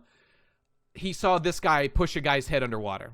But he did need to get a grip. So, whatever. That's not a big deal. Doesn't really matter. Momo Def saw Kaido as a dragon too then. That's fine. And I was just curious. I wanted to check the flashback to the trauma. Did he say get a grip? Was that a thing he said?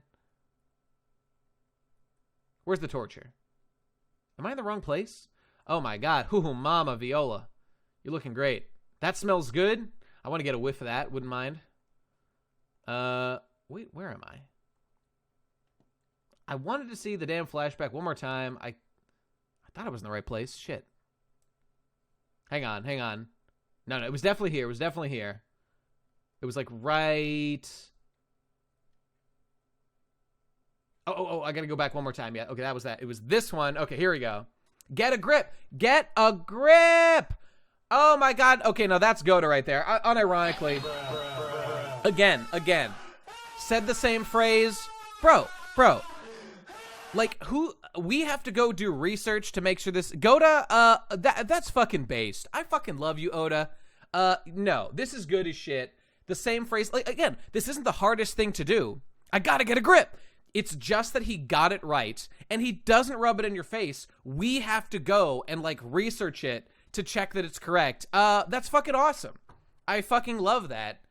Oda, you're the best. This is why you're good as shit. And you just saw it. We just confirmed that this is Goda at his best doing this shit. Luffy said the same fucking words, and I absolutely love it. Good work, everybody.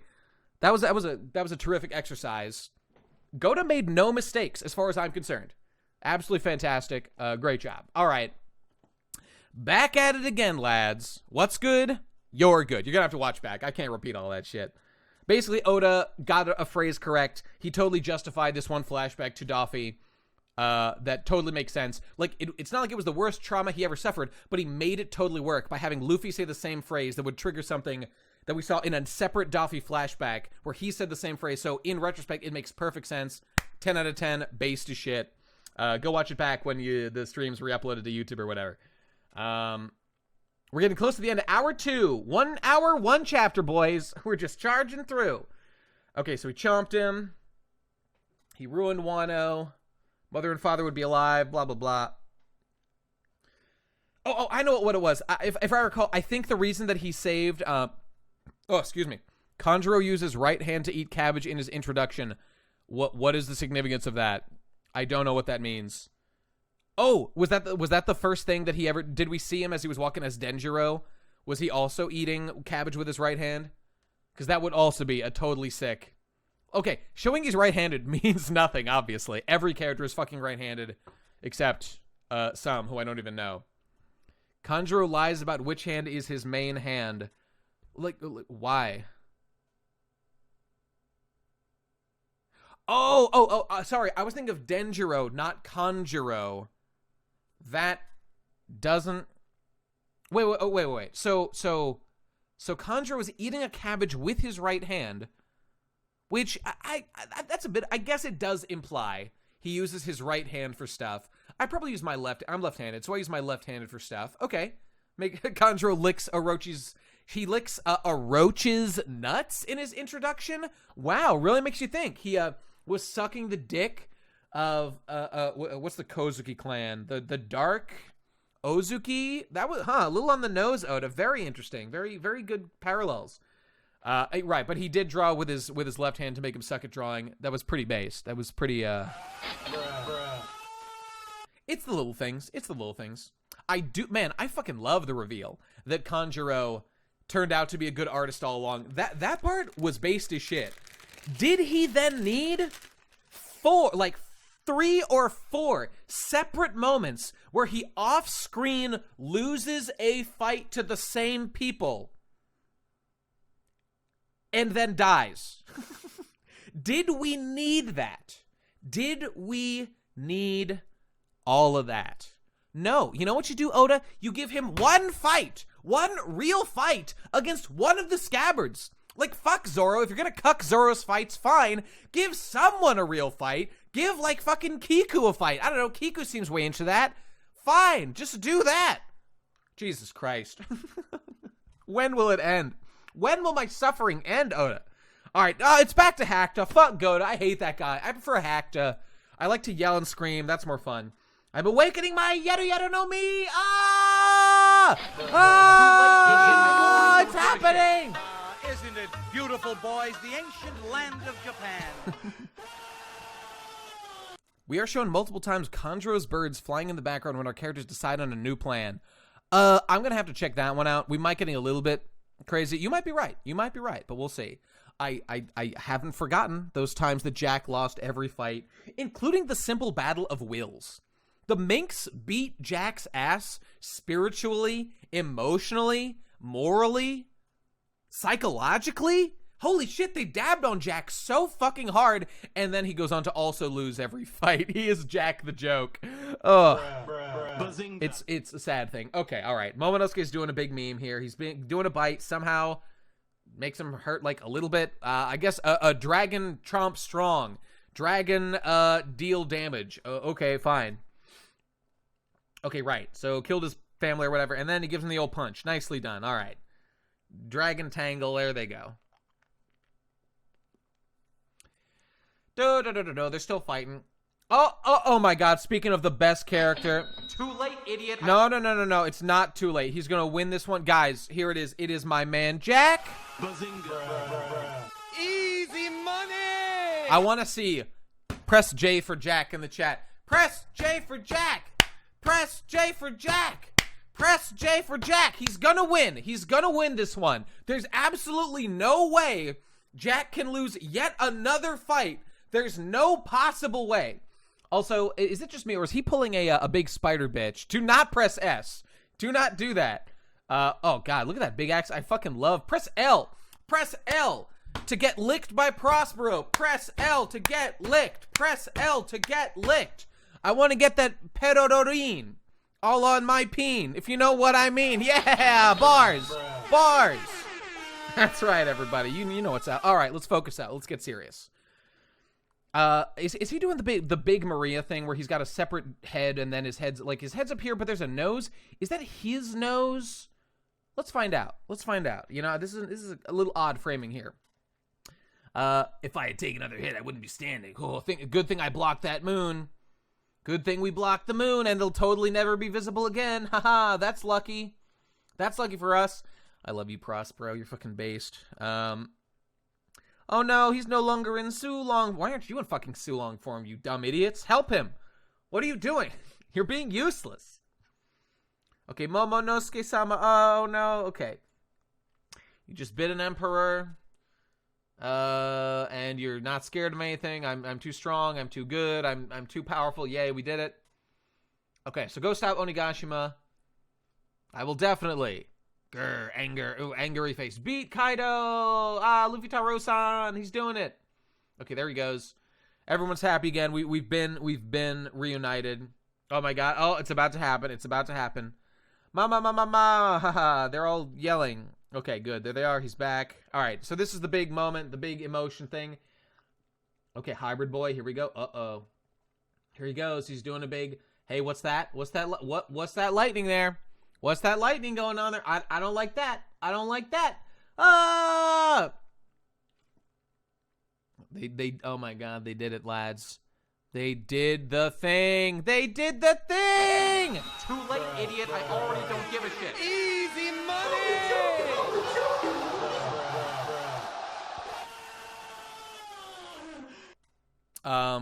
Cool. I don't care. That's fun. Oh, but you know what? You know what, Oda? I'm giving it to you, Oda. This is based. This is based. And you know why? And you know why? Because it's plot relevant. A fucking plot relevant usage of Conqueror's Haki. That's right.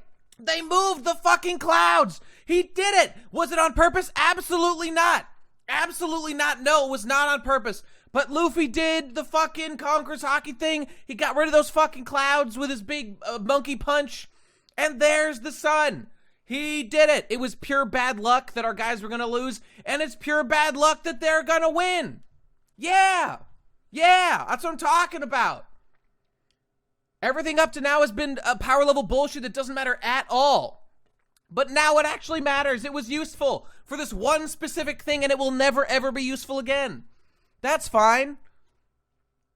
You know what it really is? It's the power of Eneru shining down on them. That's what it is. That's what it is. I love insert random theory to support bad writing. What, this thing? I mean, this isn't really... You could call it bad writing in that, like, okay, like, Oda could have just written this whole scene so that the clouds simply never rolled in. And they just won their fight with the moon. Because the clouds simply rolled in, so Oda could do this moment. You know? Because this didn't, like, there was no need for this to happen. Why did this happen? Why did it get cloudy all of a sudden? I don't know. Why was there a moon before and now it's cloudy? Nothing changed. No one has a weather power that summoned clouds. So, is it, like, very impressive? No. No, it is not. But the panel looks great. And, you know, it's not the most impressive thing of all time. Don't get me wrong. But it's totally fine. And the page does go hard. So that's fine. That's fine. Kaido literally does have a weather power to summon clouds. Well, a specific type of cloud. These flame clouds. He's never literally controlled clouds like that we've seen. He's never controlled, like, the sky or anything. He could probably go up there and maybe do some stuff with clouds. But, like, he hasn't done that. So he's been busy the whole time. It shows Luffy is Yonko level now. Okay, maybe. Here's the thing. I don't like Luffy being Yonko level. It doesn't feel earned. He got here too easily, in my opinion. But whatever. Like, I can't forget that last arc, Big Mom was like 100% untouchable. 100%. The plot was avoid Big Mom at all costs. Yes, Jinbei blocked a couple of her attacks. I was rereading. You know, I was reading some chapters the other day. Yeah, so yes, he was Jinbei they managed to block some attacks. They couldn't do shit to Big Mom. Not one time. Like, Luffy was beginning together. He barely beat Katakuri. He barely beat him, right? He wasn't even as strong as Katakuri. He simply outlasted him. That was clear. That was absolutely crystal clear. He simply outlasted Katakuri. And that is why the raid will fail. It's over. Shut up, bitch. I don't know. Okay, but whatever. I guess a 2-week training arc was enough to make him, like, as strong as Kaido. It feels, I don't know. Like, yes, I mean, we could say that, like, okay, a lot of people were beating up on Kaido. Were a lot of people not beating up on Luffy up to this point? I guess Kaido hasn't had a chance to regroup, at least not to the degree that Luffy did. So you could consider, look, Luffy got to eat, right? That's always code for Luffy's back at full HP, right? He's back. Kaido has been under assault, I think, basically continuously since he defeated the Scabbards, they were able to hurt him a little bit, but, you know. Nate, would you say Luffy splitting the skies is too soon, or would have been better against Blackbeard or Shanks? Okay, like, here's the thing. Frankly, for the way that Oda basically has kind of accelerated things faster than I expected them to be, I think that, like, I get why Oda feels the need to, like, make Luffy this powerful. I think that this is a structural problem with, like, the timing of One Piece, I think we needed at least one story. One arc that would, like, push Luffy and make him a little stronger. We needed one story between Luffy barely beat Katakuri, the top commander of a Yonko, but not a Yonko. Like, that's a huge fucking gap, right? That's fucking gigantic. Like, barely beat one. We need one to him, like, being, like, on the cusp, you know, and getting ready to do it. And he, like, wasn't as strong. And again, don't forget, like, Big Mom was untouchable last arc. Unfucking touchable. She had a specific weakness where they could have starved her out with the food thing. That was a time and place specific thing. That wasn't anything implying that, like, she could be beaten or whatever. And now it's like Luffy is, like, literally equal to Kaido. I feel that acceleration was too fast to make for perfect storytelling. And again, like, stuff is happening here with Conqueror's Haki that rubs me in a weird, wrong way. If it was me, I would have I would have played up more of, and maybe this will be the implication. Maybe we'll go there, you know? Maybe the implication will be, Luffy is only able to do this because Kaido's been so worn down, you know? That's not terrible. And I hope he leans into that more and implies that Luffy had a chance to heal and rest. That would make this whole thing feel a little bit better. But, like, Luffy had this arc was the Armament Haki arc. And now, weirdly, all of a sudden, Conqueror's Haki is just, like, taking over. And it's not even, like, right now. Like, looking at the flashback with Whitebeard and Odin and Roger, that shit is, like, pure Conqueror's Haki stuff that is tied into here.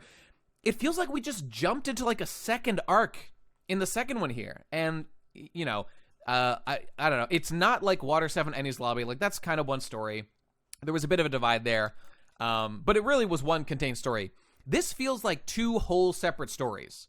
And it's kind of weird. Yeah, it's not ideal. It's not ideal whatsoever.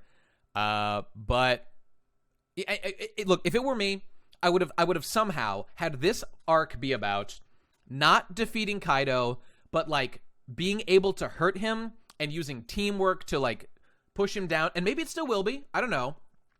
I would have saved a moment like this, right? I would have saved a moment like this for if I was writing One Piece for the next arc, which would be Elbaf, which would be Adventure Piece, and, like, and then the stakes pile in at the end. I don't know, whatever. Big Mom can show up then, not in this arc, maybe. Because she's got ties to the giants. Obviously, they can fight some super powerful giant, Loki or whatever. I would have saved this moment for the next arc, and it's then that I would have made it that, like, Luffy is now Yonko level. I just think one big fight should have been in there between Katakuri and being able to beat a Yonko. Because I really can't overstress it. He was literally, like, weaker than Katakuri, but he just outlasted him. So he's like barely on that level, which is so much lower than a fucking Yonko. Like, I can't overstate it. Big Mom, like, invincible. And now fucking Kid and Law are able to like beat Mom one-on-one? What? When did that happen? I'm confused. And Kid's powers continue to vex me. I don't know how Kid's doing any damage to anyone. All right. Anyway, that's my rant. Sorry. But this question is one very much on my mind. And you know what? Look, I love One Piece. It's still great. It's flawed. It's been flawed it's been flawed since chapter 1 or whatever. Everything could be improved or whatever. It's still really good.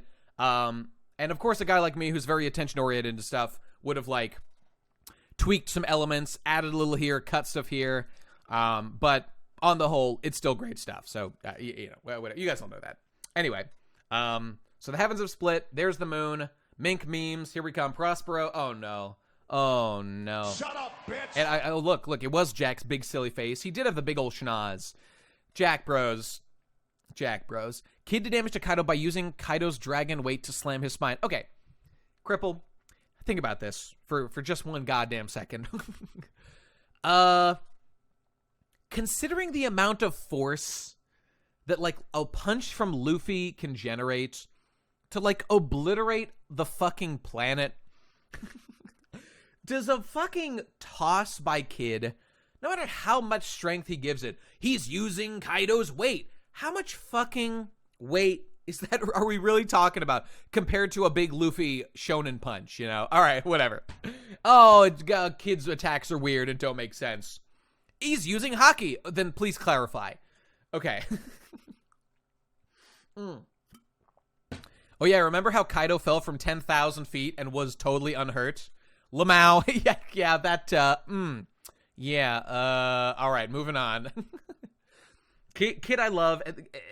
Kid continues to be a joy, but we do need a little bit of clarification about like his powers. Even Killer got like he's using sonic blades. It's chopping up Kaido's insides. That was fine. I don't know. Anyway, I know, Ghoulish. It is really long. I'm just saying. Everyone kind of thinks, at least on these streams, it seems like everyone kind of agrees. Kid's powers are kind of weirdly underdeveloped. Big punch. When Luffy is only able, like, it's just the contradiction of Luffy is like only able to deal damage, and we know how strong Luffy is. With this new form of attack, he had to train for weeks and weeks in order to deal like any damage to Kaido. That's the bar. And now like a Kid can just hit him with a fucking suplex and it deals 9,999 max damage. What? Okay, doesn't make sense. Oh, but his punches are made of metal. Of course. Hit him with the metal. That's what it was all along. Okay, moving on. Oh my God, Jack Bros. Now's the time for Jack Bros to win. Don't do this to my man Prospero. Take Jack, but leave Prospero alone, please. One sword style. Ooh, Odin one sword style, only with a claw. What is this even? How is this even an Odin thing? He gives him a dog fletcher. Odin taught me how to stab really fast. Odin taught me how to slash really good with my cat claw. Yikes. Prospero being compared to Jack in terms of strength does confirm how much tougher Big Mom's crew is. It does. It's Prospero, not Prospero. Perospero. Are you sure? Oh my God. Oh, because it's like Pero. Oh, Perospero. Whatever, man. Fuck off with that shit. I tuned into Kid slander. No, this is not Kid slander. This is, look, Kid is among the most beloved characters involved in this nightmare of a fight that we're all dealing with right now. But Kid Chads, we have to admit, his powers have simply not been well fleshed out. And like for all the, like Luffy couldn't deal damage with punch, had to train. Kid deal damage with punch, did not trained off screen. I don't know. I'm just a juggalo. I don't know about magnets, guys. Help.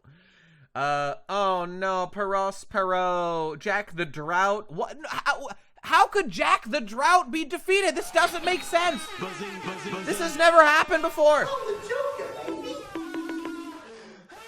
Shut up, bitch. Oh my God. Oh Lord. Okay, huff and puff. You won. What? You're kidding? Even Jack was defeated.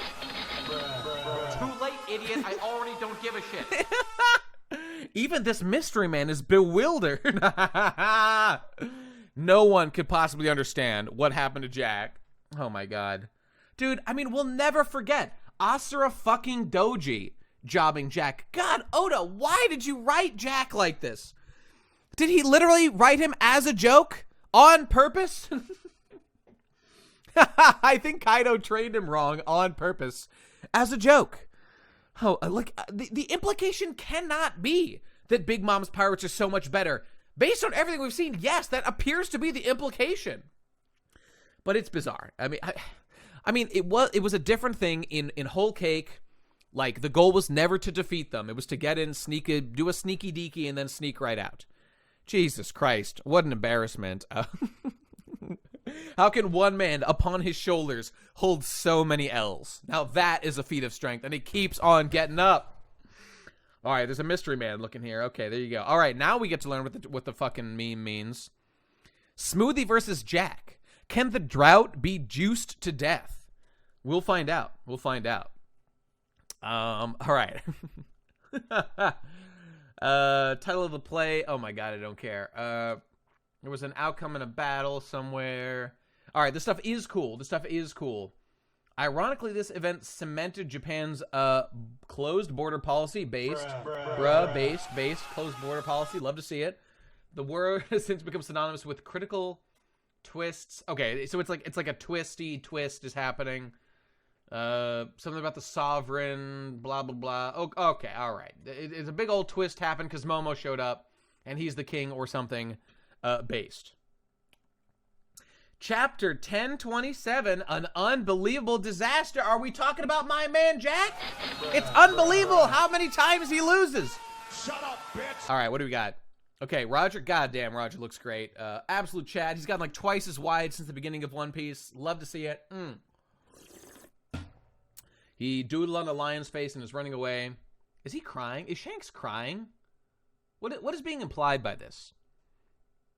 Inu. He wrote dog. I can read that. Why'd you write dog? That's a Neko. Roger is saving Shanks. So he was crying? And he had to shave him? Well, he says... How did he write the doodle on his face? Well, okay, whatever. Can Smoothie juice your dick? What would happen with that? I mean, I'm just asking questions. I would love to know. You know, I mean, I can't be the only one wondering. All right, moving on. Okay, but why would he be rubbing his eyes at this particular moment? Maybe he was asleep? Okay, you know what? That's possible. A little bit too much is implied here, and I can't figure it out. Okay, anyway, it doesn't matter. By Tomo Kia. All right, great job. Okay, Nekomamushi won. All right, Prospero. Oh, what a sad day. Careful. So the sky is now cloudy again. Oh, okay. You know what? Am I wrong? Am I wrong in that I said the sky was cloudy for no reason?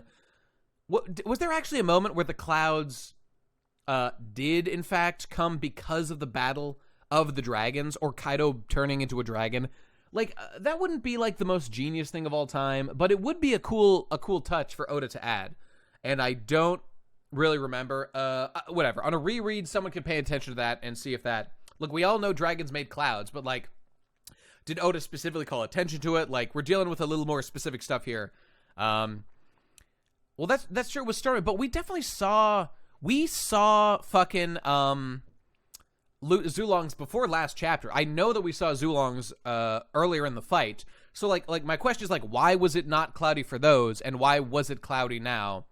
Like, did we see like Kaido go dragon and the like clouds appear? I don't know. Whatever. I'll have to reread it. Could you do these kinds of streams for other mangas? In theory, probably. I don't know if I would want to. Frankly, it's just because One Piece is the only thing I'm willing to carve out a dedicated space for, because this thing I care about the most. I don't know. Like, I could theoretically do it, but there's nothing else I read dedicatedly like this. Everything else I check in, like, monthly on, or like, every couple of months and, like, catch up on everything. One Punch Man? Dude, One Punch Man, I love One Punch Man, but the chapters are thin as shit. Like, 2 events happen every chapter. It's not like One Piece, where kind of a lot of things happen every week. Oh my god. Plus, I've read it before, so I know where the plot's going. I don't know. Like, I don't think it lends itself as well to a month-to-month review like this. Maybe other people do it and they have a great time. That's fine. And maybe I'll think about it. But right now, hey, the show's called Talking Pirates.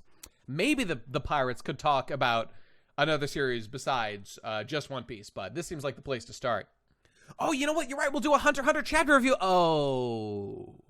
Shut up, bitch! Bruh. You hate to see it. All right, moving on. Okay, Zulong memes. They cut it. The clash between Whitebeard and Roger would also split the heavens. Wow, that's so amazing. What were they thinking? Wait, do I have one of those? Of course I do. What am I saying? Where is it? Where is it? And there's a guy that's a little bit base. No. They're sexualizing young girls, and it's getting to the point Wait, where even I got it. Oh, as Luffy was knocked off, as King falls down. There you go. There's two of them. Let's blow those whining women back to the Dark Ages right where they belong. That's what Kaido said. Is he beat up Yamato? But no, he actually said. What were they thinking? What were they thinking with this shitload of fuck? And of course. You ugly. All right. Back to it. Isn't it beautiful, boys? The ancient land of Japan. Here we are. Tremor. It's happening. It's all going down. Luffy and this guy. They're doing some stuff. Okay, so she actually did get hurt. She couldn't totally guard. He's too strong. There you go. Thoughts on the Kaido hybrid form? The only thing I don't like about it. Oh, you hack. The clouds appeared with Kaido. Oh, I'm sorry, I didn't remember the exact fucking chapter name. Excuse me. In 922. Wait, all right, we're gonna check that. 922. We're gonna check your work, my ghoulish friend. All right, here we go. 922. Oh my god, there's no way the fucking raid is still going on in 922. It can't be. Wait, what? All right. Scroll down. 9. Huh? Are they missing that one? All right, I gotta pull it up over here. Hang on, we're gonna check. Read One Piece 922. Oh, there it is. Okay, all right. I don't know why it didn't come up, but there it is. Okay, so those look like clouds. Okay, so we're describing. Oh, this I love panels like. Aren't the panels like these great? I love them. All right, so there's clouds coming. It sure looks like we are seeing massive clouds following Kaido from what appeared to have been a clear day before. So, okay, that's true. The raid started 980. Okay, thank you. I figured it couldn't be that. Kaido wasn't in dragon form in the beginning of the raid, right? But he did turn into dragon form like a couple chapters ago, which we saw. So maybe that caused the clouds to gather. That would make sense. I don't think Oda drew like a ton of attention to it, but that would be like a clever little detail. Even if Kaido didn't even like do it on purpose necessarily, he just did it while fighting Momo. The consequence for the other guys would be their Sulong forms get deactivated or whatever. So that, I mean, it sounds like it checks out, but I kind of want to reread it and just look for that detail. But it looks like he did kind of plan that out a little bit.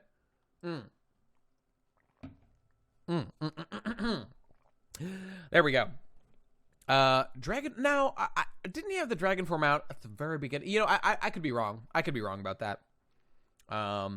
Give that sniveling son of a bitch a hand. Okay. So Momo's still having trouble with his dragon form. Oh, gonna kill him real good. There they go. And he did a big old leap. All right. So we're establishing what's going on. You want them all to yourself. I sure do.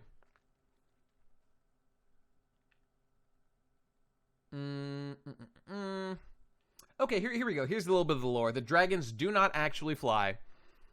One Piece is indeed cool. It's you know, that One Piece guy, I gotta say. And there's a guy that's a little bit based. Look at this guy. This guy. No, that's not correct. All right. So they conjure clouds to use as footholds. So they love clouds. They dash through the sky by grabbing clouds. Makes sense to me. Flame clouds. All right, pretty cool. Get away from the island. All right, so all right, these two are doing their thing now. It's starting to crumble, lads. Rut-row. Don't like to see that.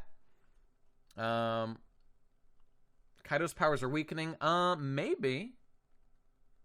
So Kaido fought the samurai. Then it was Roof Piece. So he fought all the guys together, including Luffy. He did get hit a couple of times there. He is bleeding. And now it's the Luffy 1v1, basically. As Luffy is, like, developing his, like, Conqueror's Haki, he's now, like, pulling that out to hit him with those.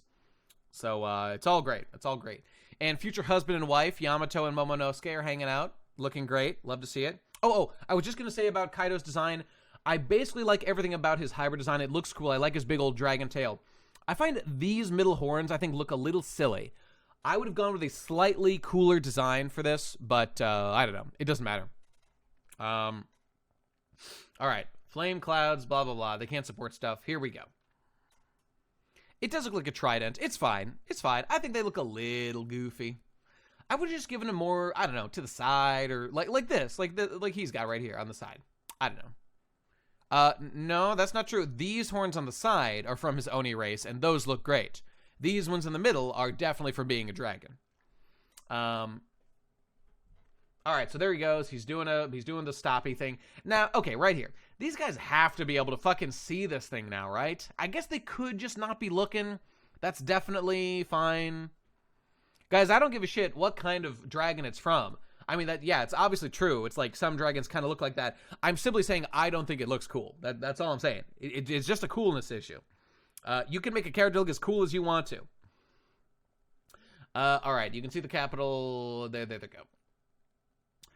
Okay, so the point is he's having trouble. He can barely fly, and he's figuring things out on the fly.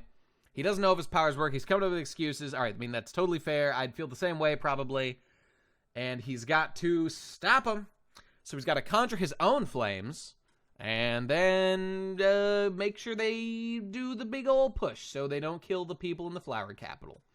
And instead land on some asshole's shitter, some outhouse where the guy's just taking a fat Japanese dump. And as it falls, you'll finally hear him say, as it crashes down in the shit, spurts as far as the eye can see. All right. So they don't actually want to defeat Kaido right now, because that would cause some problems for everybody. But whatever. They are going to land on Curry Castle's ruins to get a new castle. I don't know if the logistics work exactly for that, but that'd be convenient. So, and not to mention, it's stocked with weapons and gunpowder on the bottom, so it's a giant bomb, apparently. Even at this distance, there would be time to evacuate. Yeah-oh. I mean, it's just gunpowder. You know, it's not a fucking nuke. They'd probably be fine. But whatever. It seems bad. I've been informed by the author it'll be a problem, so I believe them. Everyone's going to die. Oh, yeah, park it right on top of Mount... Well, actually, I mean, Mount Fuji in Wano is like the tallest shit of all time. It's like a joke. I don't know. Maybe Mount Fuji will play a pivotal role somehow. I don't know. Here comes it's the Wano birdcage is happening now. Yep. Ugh.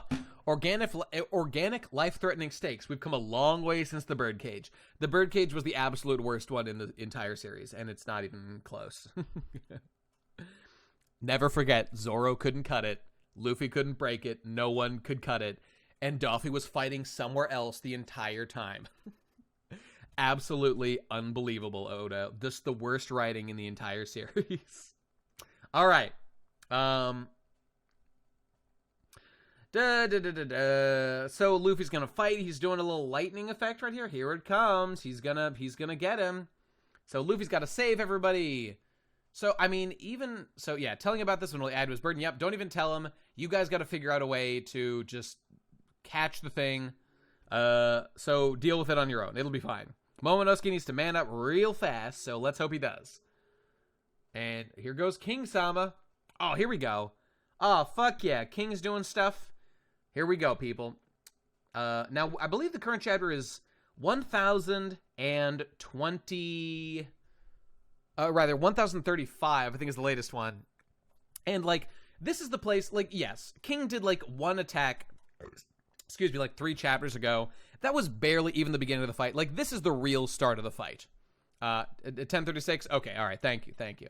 So this is more or less the real start of like the king fight, as far as I'm concerned. Nothing up to this point has really been particularly meaningful. So here we go. It's been setting the stage. He did like one kick. He took no damage. He didn't do anything. So it's all starting right now. Okay. So Huff, he's pretty strong. So so it does look like Zoro is having trouble at this moment. Okay, but I actually didn't want to skip ahead. I wanted to analyze what the fuck is going on here. So basically he's doing like a pterodactyl wing slash. That's cool. How cool is it that Luffy wears the same coat design as Shanks does, aka plain black cape? You know, I hadn't even thought of that. But I guess he is wearing the same thing as Shanks. And that's pretty cool. All right, whatever. Okay, big pterodactyl slash. This does look awesome. Where did King's wings go?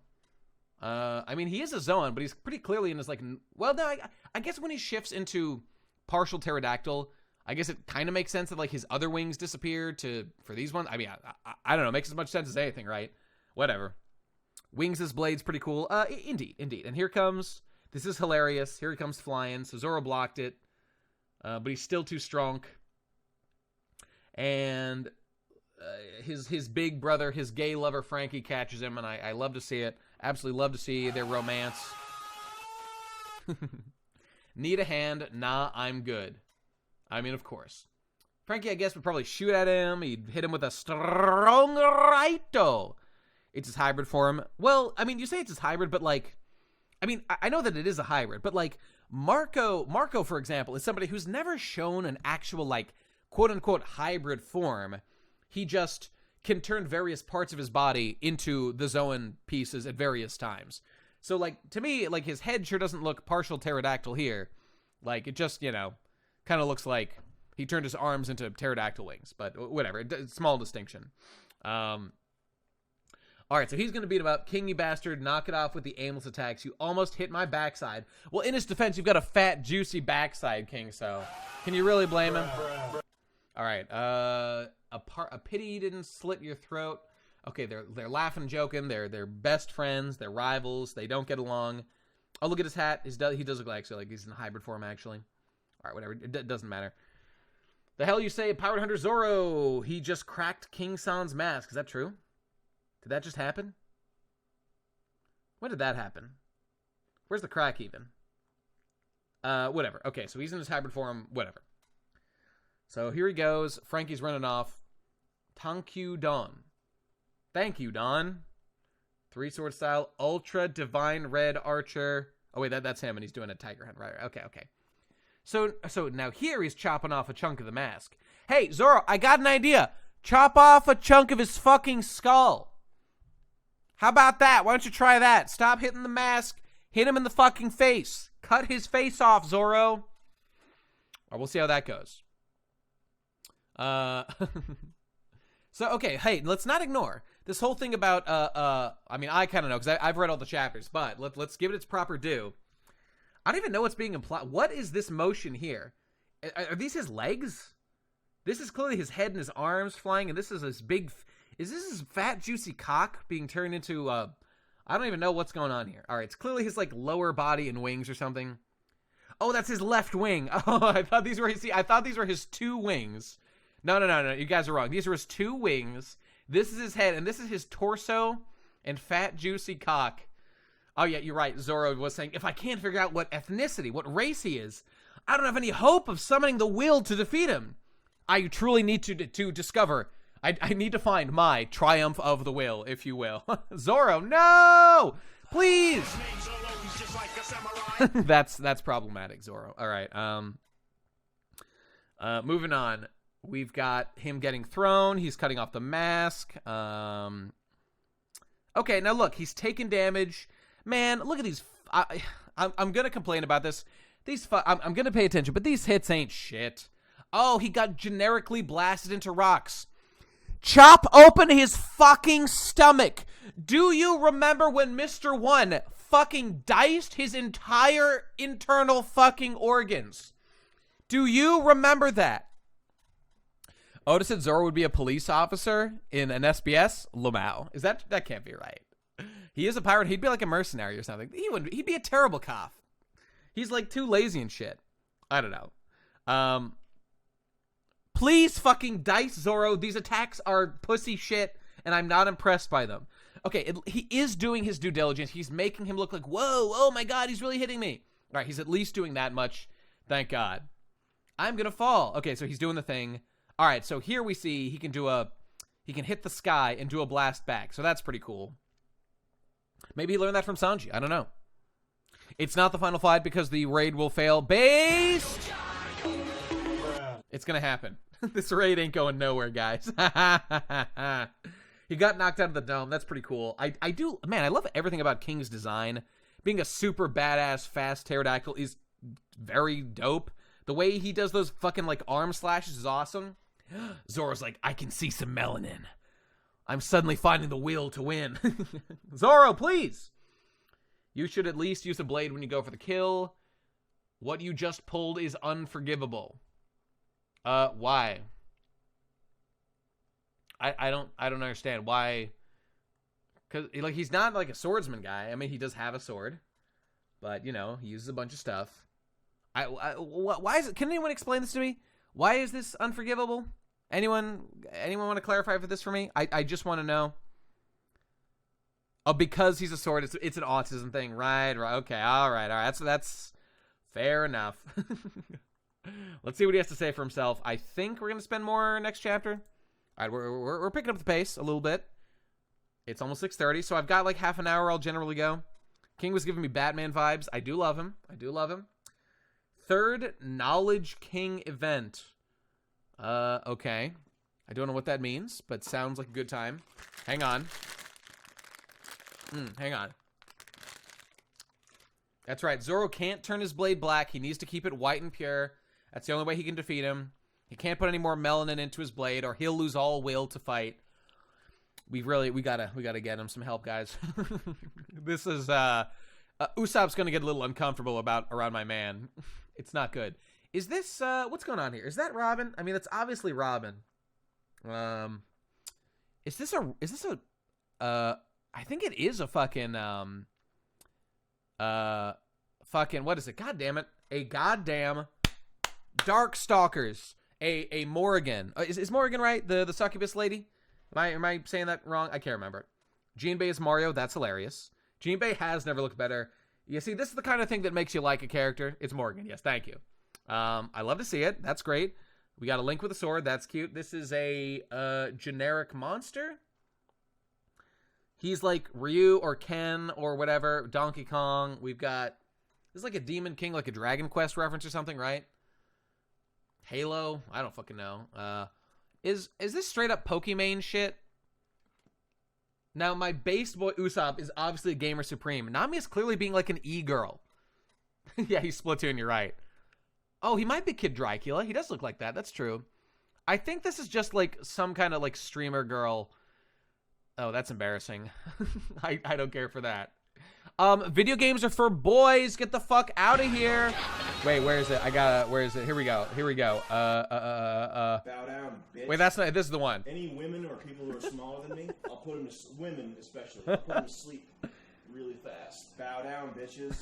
That's what I've got to say about that. All right, here we go. Yeah, let's get that Nami bathwater, boys. She's literally got the cat. No, I think she's being PewDiePie from a very specific stream. Like there's something about like a bridge. Is there like a bridge, like a rainbow bridge in the background? I think she's playing what's that, you know, with the I can't even remember anymore. Fortnite 0.1. Remember what it was called? I don't even remember anymore. What the fuck is it called? Player Unknown's Battlegrounds. That's the one. All right, here we go. Visitors reception. Oh wait, what chapter are we on? It's chapter, all right, 10:28. Okay, here we go. We're getting there. We've got like 9 chapters to go. All right. Visitors reception, castle interior. You think I'm lying? I didn't say. Okay, what's happening? Who's talking? CP0. All right, CP0 is doing their big old meme. Now, who are they talking to? Let's see if we can figure it out here. Oh my God, it's Brachiosaur Hiss. It's the best chapter in the series. Here we go, lads. Here we go. Oh, let's take a look at this real quick. the SBS for these guys. Actually, I got the following answers from a different reader suggestion. They asked the same thing, wrote their own ideas on the side, but they were so perfect that I agreed with all of them. Okay, so somebody wrote them, but he agrees. So I have my stamp of approval. So let's see. Luffy would be a firefighter, Usopp graphic designer, Robin flight attendant. You know, first class flight attendant, base, my private personal flight attendant. Police officer. Oh God, minorities, watch out. Zoro's on patrol. Stylist. Well, wouldn't he be like a chef? Whatever, that's fine. A pilot, that makes sense to me. Nursery school teacher. Nami does love children. She's highly breedable, boys. Get in there while she's hot. Grade school teacher. So Chopper's actually teaching older kids than Nami. Indeed. And Robin would indeed be inducted into the Mile High Club. And she's just so amiable. So amenable. You gotta love that. She's got a big smile for everybody. And Brooke, detective. I love that. That's the best one right there. Brooke, Detective Brooke. Wait a minute. Is Jinbei really not on this? How old is this? Okay, you know what? It must just be old. I hope Oda did this like yesterday, and there's just no fucking, there's just no Jinbei. Yeah, Robin was on the 9/11 flight. Oh, God, no. All right. Where's Carrot Bros? This is unacceptable. You know, I was thinking when we catch up, I want to read through like all the SBSs that I'm behind on and just get caught up in all of them. Oh, drunk Kaido, how I miss you. All right, whatever. He's still good. Okay, CP0's talking. Take him out. So why did you call? We have orders from above. In the unlikely case that Kaido is defeated, the world government will annex Wano if Kaido is defeated. Okay. So if he's in charge, they won't. But so there's the stakes are on the line. If Kaido's defeated, the Marines are coming. And Big Brain Wano has decided to throw open their borders. Come on in, Marines. We'll just lower our defenses so your fucking one world order can just roll on over us. There could never be any benefit to protecting yourself from fucking invasive outside interlopers who are trying to fuck up what you've got going on in your beautiful country. Let's see. It's been decided that the world government will annex them, and they're already on the way. Oh my God. Well, the only way to get into Wano, there's that one, it's like end of arc One Piece. So you fucking know that, like, Oda's not going to be worried with the, like, specific, whoa, how'd they get in? Like, oh, they obviously just rode the fucking, those koi fish that go up the waterfall to get in. Because, like, I don't know. Will they have control? Will they just get that elevator that's in, like, the center of Wano and that one, like, sneaky thing, that Kaido's crew has control over, whatever? Ugh, all right. Okay, so, all right, we're recapping. Oh, my God. Number bros, it's happening. So 30,000 versus 5,400. Okay, so whatever. That's, like, what a pirate would do, but who cares? Doesn't matter. 12,000 versus 8,000? Like, okay, that's, like, easy fucking money. That is easy fucking money right there. That's an easy win. For shonen numbers? Jesus Christ. Yeah, that's nothing. Oh, look who's talking. Oh my God, there's a guy he's talking to. Holy shit, what do you know? Oh yeah, CP0 can just let them in through the entrance. You're right. They could definitely do that. So it seems unlikely. I'll wait your report. Oh, Stussy! Stussy Bros! Now that's... Buzzing. I fucking love you, Stussy. I want to stuff that, Stussy, if you know what I'm saying, lads. That's what's gonna happen. All right. Remember when Luffy took out 50,000? Or was it 500? It was probably 50,000, right? Spussy. Incredible. Stussy. I'm still mad that fucking Oda fucked the power scaling so hard in that one moment on Fishman. 50,000 people! Like, yeah, I mean, I guess it makes sense, because, like, they're all fodder. Just don't do that. Just don't do that, Oda. God damn. You're terrible at that. Alright, anyway. Like, yeah, they were all, like, slaves. None of them were, like, strong or anything. It was just a weird thing to do. To escalate the numbers to that insane number. When now we're dealing with, like, this is like a serious army that was put together, and they barely assembled 5,400. Remember Alabasta, where they had like 500,000 troops fighting? Remember that? Holy shit, that got so out of whack. You're right, yes, Dakota, that was like the big number. But that was like a whole country. That just fucks up. Like, how big is fucking Alabasta? Whatever, we don't have time to deal with that. I'm pretty sure there were millions of soldiers. Versus fucking 5,400 on fucking Wano. The entire population of Wano mustered 5,400 troops. Jesus Christ. All right, whatever. You say, guys, you say Wano is a tiny ass country. I think Alabasta is like equally small. It's just that Oda just like hadn't fully conceptualized what the numbers should be. And like, if you look at it, you say that Alabasta is huge, but if you look at it, there's not that many more landmarks on Alabasta. I really don't think it is. Like, I know we all kind of thought it was really big. It took them a while to get across. I think if you were to compare moment to moment of how long it took to walk across, I bet it wouldn't even be much bigger than Wano. I bet they'd be roughly comparable. Wano is composed of, like, many regions. You think these are, like, tiny regions? Like, each is, like, one town and, like, a fucking forest around it? I don't think so. Okay, but that's neither here nor there for right now. You said Zoro ran from Ringo to the flower capital in mere minutes. I don't know. I would have to double check that. And Alabasta could be bigger with more dense pockets of population. That's all true. I would need to check that whole thing of Zoro running from, like, what if Ringo could be on the border of the flower capital? I would just want to check to see if it made any sense or if it was totally nonsensical. Big Mom traveled to Udon for ages. Yeah, see, that might be a little more appropriate for, like, the time scaling, because Big Mom was taking her time and the Straw Hats were walking really slowly through the desert. Okay, whatever. We'll get to it another time.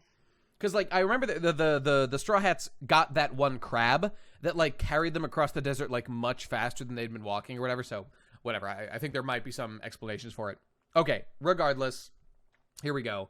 There's a bit of power scaling country size, indeed. I mean, yeah, here, I'll just show it. Like, you're showing me this map. Like, but that's what I'm saying. It doesn't really look, like, that big. Like, I mean, there's only a few, like, cities on the entire thing. I mean, really, I can't believe this. Compare them. Like, you show me this, but, like, first of all, does this really in any way allow you to compare the scale? I really don't think it does. Like, look at Onigashima. The entirety of Onigashima is a small-ish island compared to them. And remember when they first got to Onigashima? Onigashima is fucking huge compared to these guys. And I don't think this is a totally accurate map of how big I think Onigashima is much smaller than, like, some of these regions. See, that was Ringo where I think Zoro was, and here's the flower capital, so not that far. What do we got here? Is this another guide to island sizes? Okay, you know what? All right, there is a chat here. I'm not going to read it now. There is a chat that I'll take a look at later that people are talking about size stuff. Alabasta is the closest to a real-world continent. Dressrosa is bigger than just a dozen countries. Really? So Dressrosa is, like, small. Do they talk about Wano? Hang on, I'm just going to Control F Wano. Here, I'll just show you what I'm looking at. They pulled this up. Is Wano... Okay, so Wano is not on here. Okay. This is useful.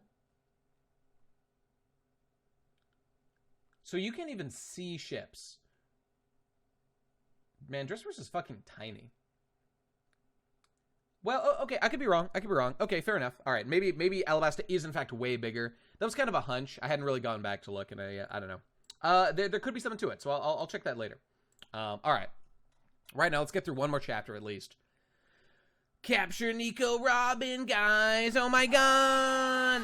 Look at him with a stupid-ass fucking chin thing. Okay, it's Rob Lucci. Oh my god, he's back in CP0. I think this is the first time he's shown up in the actual... See, this would have been... I would have liked this better if we hadn't... Didn't they just literally spoil this in, like, the movies and stuff? I don't think he showed up anywhere. No, or did he show up when he was, like, talking to Doflamingo? And when they were, like, watching during Punk Hazard... Oh, he was at Reverie? Okay, all right. Did he show up when they were I think when they were selling the fucking the first time he appeared, I believe, and it might have not been shown, he might have been in shadow, but it was him, I think, was when they were showing off the deadly poison that what's-his-face made, Shinokuni or whatever it's called, at the end of... so you guys are wrong. He actually showed up first in Punk Hazard. Fuck all y'all. He showed up after they defeated Daffy. Okay, all right, fair enough. And then a Reverie. I don't even remember, but okay. Remind you that Lucci and Kaku were the only shipwrights in CP9, so when Frankie showed the blueprints of Pluton to prove it was real, they actually remembered it. I doubt that. I don't think... I mean, maybe, but I doubt it. And, you know, I'm just going to say it. Shiroi Ikuni, like Death of a Nation, right? That's the one. I think Zoro prefers Birth of a Nation, frankly.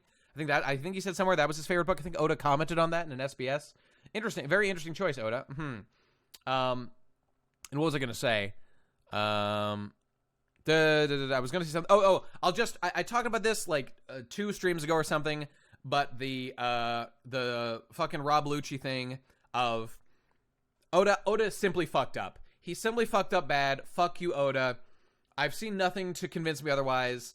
I checked it out. It seems like it is true that Oda did so Luffy and the gang defeated CP9 real bad. All right.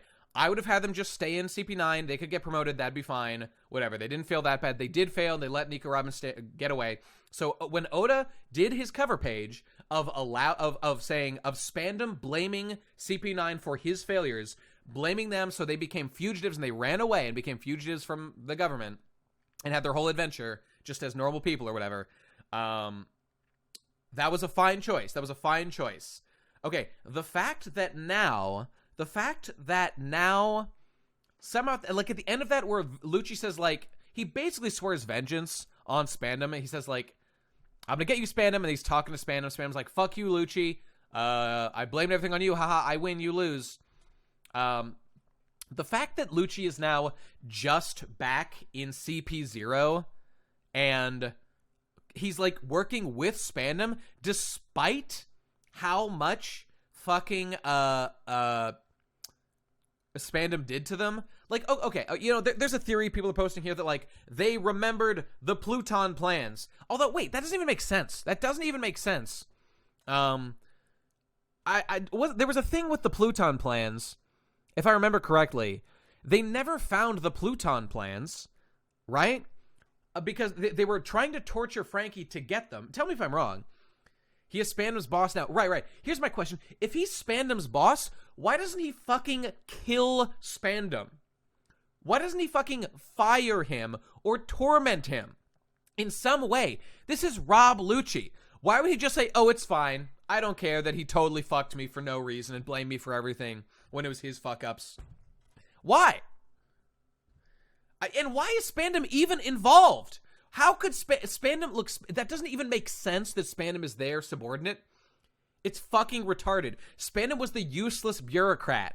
That's the whole point of the character. Him still being in CP0 is the thing I fear. It's why CP0 wears fucking masks, because we associate CP with masks, but that's not a CP thing. That's a fucking... It's not a Cypherpole thing. That is a goddamn Water 7 thing. It doesn't make any fucking sense, and it's retarded meta shit, and Oda should know better. Fuck off. Stussy's the only good one. Also, Kaku's hat looks totally fucking shit. Why are you wearing that stupid-ass hat, Kaku? Give it back to fucking Mystery or fucking Law. Stupid, man. Stupid. I don't like it. I mean, this guy, he just looks like he's wearing a mask, but it's just... I don't even know what that's about. What's the deal? I mean, masks do move with Oda sometimes, so it could be that. New piece is here, boys. Set sail for new piece. All right. Anyway, well, I was gonna say about someone said before about Pluton, right? It does look like the Jamiroquai hat. That guy, who's based as shit. I love that guy. Someone said something about like no, it's actually Super Genius, Nate. So put aside the whole Spandam issue, right? it's Kaku looks so much better before. No, it looks terrible. I love his fucking dude. He wearing the suit with the black baseball cap. That was a fucking Kino look. Kaku looked so good before, and he looks like shit. Stussy's the best new thing about CP0. Everything else about them is fucking cringe and shit. I absolutely love Stussy though, so she's great. She's the one redeeming thing about them. I guess this guy's kind of okay. Whatever. All right, now I was going to say. So putting aside the Spandam issue, right? people were saying this thing that like, whoa, guys, super big brain genius thing.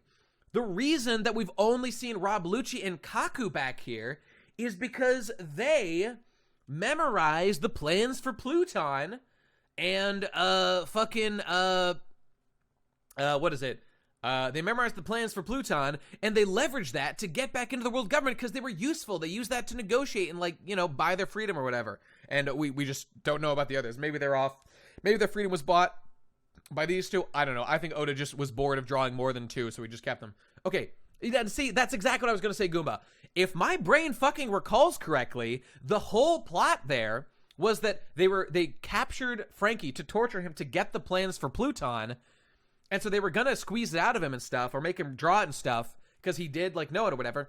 But it was one of the best moments for Frankie, out of a moment of absolute Chad faith in the Straw Hats and Nico Robin. It was fucking awesome. He revealed that all along he had the plans embedded in his own cyborg fucking body, and pulled them out, and Frankie Fire burned them instantly as a show of faith in the Straw Hats. That was, like, the coolest thing that ever happened. Right? So he just had a chunk of text in his hand. There's absolutely no way that by looking at, like, the profile of a stack of paper, they, like, got the information. I mean, Frankie could have memorized it, for sure. Frankie could have memorized it. They could not have. Unless I'm forgetting something, but I don't think so, because that was kind of the whole point of the scene. No other copies of the plans exist. Like, Cuddy Flam, a.k.a. Frankie, was entrusted with it by Iceberg, and stuff. And the pigeon, remember, you're right, the pigeon had a bird's eye view, if you will. A bird's eye fucking view. And that's it. My point is CP0 was fucking shit. This doesn't make any sense. Oda, why did you write yourself into this corner? Embarrassing. It is a small deal, but it's fucking stupid, and I don't like it. All right, moving on. No, you see, they read the title page real good. That's why they know the designs. This specific issue of how Rob Lucci's been handled is one of the more embarrassing things that Oda has ever done, as far as I'm concerned. But it is, in fact, a tiny, small detail. So when we're not specifically discussing this, Goda still has it in him to do good stuff. But on this issue, it's embarrassing. Okay, moving on. All right, he wants to capture... The point is he wants to capture Nico Robin. All right, they still want her because lip poneglyphs and shit. The pigeon is cool. Now, the fact they have matching outfits, that's based. That's the one redeeming thing about Lucci, that we still get... What was that bird's name? I can't remember. Yes, Lucci is 100% Oda cucking to his audience love of the character. I think we can all pretty clearly see that. Hattori, thank you, Ghoulish. It's the same reason Law is still in the story and has a fucking D in his name, and et cetera, et cetera. Doesn't make any... It's so unnecessary. So unnecessary. Oh, Lord. All right. So here's Robin, who's back on her feet now for some reason. Why did Brooke even need to be carrying those, like, 2 chapters before? I don't know. I'm mad Brooke's not gotten a fight this arc. I'm okay with it. Like, I reread the little thing with Brooke, quote-unquote, fighting Big Mom. Brooke got some great highlight moments. No real fights. I don't expect big fights for Brooke, so I'm okay with it. Ever since Zoro cucked him out of the one potential fight he could have had against Ryuma, I've just been, like, you know, resigned. That's it. Because right now, Luffy has access to the only people in the world that can read poneglyphs. That's true. There's Robin, and there's the Kozuki clan, as far as we know. So, yep. Brooke being a top-tier support fighter is fine. Yeah, I'm fine with that. Not every single fighter in the Straw Hats needs to get a great fight, like every single arc and stuff. Once in a while would be great. Zoro is the one who needs the fight. That's the one, more than anyone else. All right. So there they go, the clouds. We're doing a DBZ countdown thing, right? Here it goes. I think it's because Enies Lobbies was a lot of people's favorite arc. Well, exactly, Longrua. That's like a meta concern. And I mean, I think a lot of people here, including myself, would say that is a very bad reason to, like, keep including a character. And listen, Longrua, if he had simply not done the end of that arc to write himself as they were forcibly ejected from, like, the Cypher Pole, I would have no problem whatsoever with, like, Lucci being, still in Cypher Pole, maybe even promoted because he got stronger. That's all fine. It's just that Oda went out of his way to push them out of Cypher Pole. He went out of his way in a cover arc, and now they're just back with no explanation. And, like, that is what I really find annoying, you know? It's just shitty writing. And there, well, it kind of depends on what the quote-unquote good explanation. If you define good explanation as one that satisfies all my concerns and makes total sense, then, of course, yes, that would be fine. I am skeptical such an explanation can be concocted. I mean, what, like Lucci decided to, I mean, look, no matter what, even, yeah, like, Lucci wanted a quest to capture 1,000 fucking, dudes, to capture a fucking 1,000 pirates, to prove himself to the world government because he still loves them, and his boys went free, him and Kaku still wanted to fight. That's fine, that's fine. Wouldn't be great. I would still be like, well, then why did you even have them leave? That was just stupid. Lucci definitely needed that. Easy money! You're right. Put all that aside, the fact that Spandam is his subordinate even now, I think is 100% undoable. It doesn't make any sense. Why would you want him? He's totally useless. The point of the character was to be a bureaucrat. Lucci was the enforcer. It was the imbalance of power that was like the joke of the character. It makes absolutely zero fucking sense why Lucci hasn't found some way to murder that man. So that's fucking retarded. I don't think anything will change that. The rest, maybe. All right, anyway. Haven't even given him a chance. What the fuck are you talking about? It doesn't make any sense. There's nothing to give a chance. Look, all right, you know what? I can't get into it anymore. I gotta move on. I gotta finish this fucking chapter in 10 minutes. And I think we can do it. All right. So we're in DBZ world, right? We're in DBZ world where the clock is ticking, people. Look, the nepotism was a fine excuse for his initial position in fucking CP9. That was fine. It's different. It's different now after all this shit for him to specifically be a subordinate that has no use. Why is he even around? Give him a fucking desk job somewhere. You see what I'm saying? But it's like these meta things. We want to see him. Fuck Spandam. Where's fucking Khalifa? I want to see Khalifa. I love Khalifa. Where's Kumadori? Where's the big guy with the hair? Where's the Jaguar, the fucking Wolfman? Bring them back. Spandam. Yeah, you got it. All right. There you go. Oh, I'm getting a call. Hang on. 1 sec.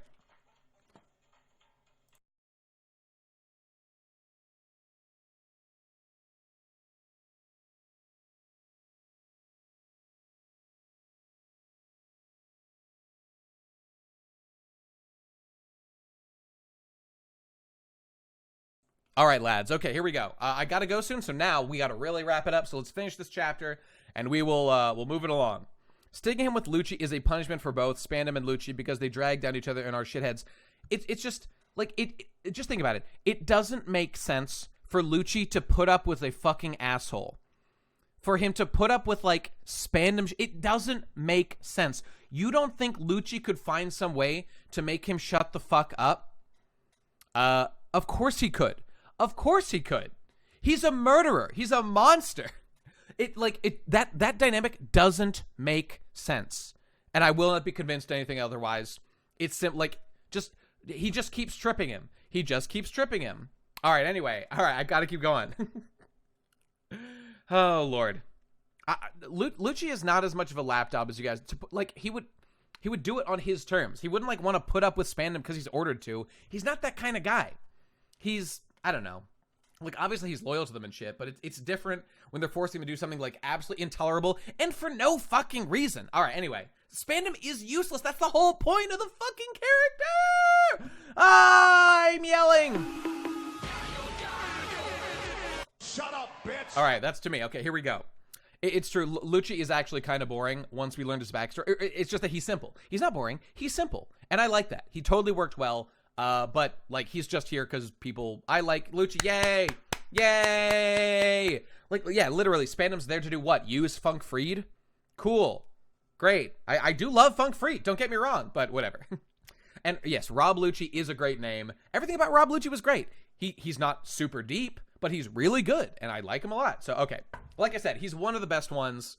One of the best antagonists. I mean, the big twist with CP9, absolutely fantastic. One of the best moments in all of One Piece. So, all right, moving on. Here we go. Here they come, boys. So, did Yamato run away? I guess you ran away. Okay, whatever. Flame clouds, here they come. We got to do it or people will die. Okay, that's not good. Okay, so it's still, they can't really see it up there. That's fine. I know, Takuto, I need you to hold my hand. We got to get there, bros. Hey, it's true. Roger's sword was named Ace. So did Roger name his own son? Did he name him Ace? I mean, he was obviously already dead, but maybe he had a talk with Rouge, you know, about that shit. Or maybe she named him after his sword because she thought that'd be pretty cool. I don't know. Okay, dropping it. You got to stop him. All right, blah, blah, blah, blah. Okay, there goes Yamato. She's doing some stuff. Back to the Skull Dome. So she's gonna do some stuff to minimize lead destruction. Okay, all right, that's nice. That's good. Oh my God, I want to stick my dick in this wolf. Bruh. That looks great. That just looks great. Ace, this is what you missed out on. You could have had that wussy. Could have had that cold ass wussy, my boy. He would have heated it, you know. Is that a crime? Fenrussi. What is it? Kajaktu? I can't remember. What if Rouge is Rouge? Oh my God! Has there ever been any connection with the hormone man? You know, fucking Ivankov. I think it's coming, boys. I think it's coming. Rouge was Rouge all along. All right. Off he goes. Oh, there's that smiley guy from the Law Crew. I want to get in that wussy. All right. I want to suck on that wolf tit, you know? Is that a crime? Is that illegal? I don't think so. She's got a fat set of udders under there. I just know it. Oh my God, you're right. Oh my God, we gotta hurry up through this because this is a great chapter. We gotta get there. Queen is here. Good characters, finally. All right, okay. Queen's doing a thing. Bri Pan. What is this going on? It's unstoppable, isn't it? My flying pan. What? Okay, whatever. He's doing it. Is that an actual? That's a sword. Is that what he's holding? It's a sword. Okay. Get serious and use it already. Your Germa 666 raid suit. No, I won't do it. Didn't use it against King. He sure did, and he went super disappeary. Saying it as Van Smoke. Either a play on words or a type. Okay. Put it on, Vin Smoke or Van Smoke. Oh, because like vanish? Is this like a joke? I don't know. The Germa 66 are pretty cool, so he knows all about that. He wants to put it on. Sounds good. They are my family. I'm not wearing it. But you still carry it around, though. You still carry it around. Black coffee lasers. God, Queen is great. Everything about Queen is just fantastic. Ouch. That looks like it hurt. Okay. Hit him with a big old grill. Queen doesn't like that. Luckily, Queen's a tough boy. And he's back up, no problem. Now, see, is he, like, quaking here? Is this a transfer? Like, is this implying that he took a lot of damage and is, like, having trouble getting back up? Or, like, because, yeah, is this implying that, like, holy shit, he just absolutely cucked Queen, who just got back up? Or is this like oh, my hands are shaking, you know? I don't know. It could just be a transformation thing. Because, like, this Queen shouldn't go down this easily, you know? I don't know. I feel it's just a transformation. But, like, these lines are kind of like quaky lines. I don't know. So, see, he's talking about how his hide is super tough. So, yeah. All right. That seems fine. Queen did, like, 0 damage to Sanji. That would be deeply embarrassing if so. I'm not sure. He said, oh, he's panting, guys. Oh, he's panting. He's really pushing him. He's barely dying. Okay, here. Oh, at last. All right, Dino Bros. It's happening. The raw, unaltered power of a dinosaur. Here it comes. Dino Bros. That girthy, thick-ass, veiny neck that absolutely cucked Big Mom before. Here it is. The sovereign beast that rules the world for over 100 million years. Here it comes. The power of an ancient beast. Brachiosaur hiss. Yes! Yes! That's what I've been waiting for. What is going on here? How is this happening? What the fuck does this mean? That's not what a dinosaur. This paleontologist Oda once again real life replicating what dinosaurs do. Oh my god, he was fat because he'd be too popular. He slimmed down. He's too popular now. Guys, this might be the single best moment of the entire fucking raid, and it's not close. I think he might have taken a bite of Gum Gum. Jesus Christ, this is fucking awesome. Everyone, Izo, Marco, Chopper, Yakuza Bros, Sanji, what is fucking happening? Holy shit. Oda called every fucking scientist to verify that this is a dinosaur type move. This was the no one in their fucking mind anticipated this shit was about to go down. And it's his ultimate technique. You were careless. You should have anticipated my brachiosaur hiss, Sanji. You fucking idiot. You fucking dumbass. You fucking child. Of course, I was going to leave my body behind and escape as a fucking dinosaur, as a snake dinosaur. The fucking pulsating, rippling muscles in the snake body. You fucking rube! How could you not anticipate this? Now, to be fair, Sanji does have observation haki. But I guess it was observation hacky and couldn't see this fucking novel. The genius, the man single-handedly carrying the entirety of the fucking raid arc on his back. My man, Queen! Easy money! Oh my god. This is literally the best part of One Piece. Oda does this fucking retarded, he builds up like, I'm about to do it, my ultimate technique, I'm unleashing the true power of the dinosaur. And then he hits you with this fucking shit. This is the best thing that's ever happened in One Piece of all time. In terms of like, including sheer comedy, this is like the sexy jutsu at the end of fucking Naruto that like saved the final battle. God, this is fucking great. All right. This serpentine form is the true nature of the Brachiosaurus. What? Is that? Yeah, I don't know why he doesn't make every character like this. Like, King's got nothing on Queen. How's that supposed to work? Like, the fact that they're joking while this is happening, it does matter. This is a real attack that he needs to find some way to deal with. Holy shit, this is the best thing ever. I'm not spoiling Naruto, but what I said, whatever, man. Tons of armored hockey masters have had their bones crushed under this pressure. Sangoro-san, save him. Okay, all right, there you go. This is a disappointing performance. Show me the capabilities of Germa. I might let you go. Blah, Now look at this. If I were a... Okay, all right. Now wait a minute. If I was a normal Brachiosaurus, those legs would just be shedded skin. But I am a scientist! His IQ is too high! It's too fucking high! Of course! Of course he's not gonna leave that behind. Useless. He equipped it with brachio launchers! And as soon as I say their name, they'll blow you too! Oh. Dino Onoho. Okay. He puts a bazooka on his own body and says the name as he's bragging about it. This is among the greatest chapters in the history of One Piece. Oh, he said it. I was only explaining how stupid. I was just referencing it. I didn't tell you to use the brachio launcher. Oh, and he gets him again. Easy money.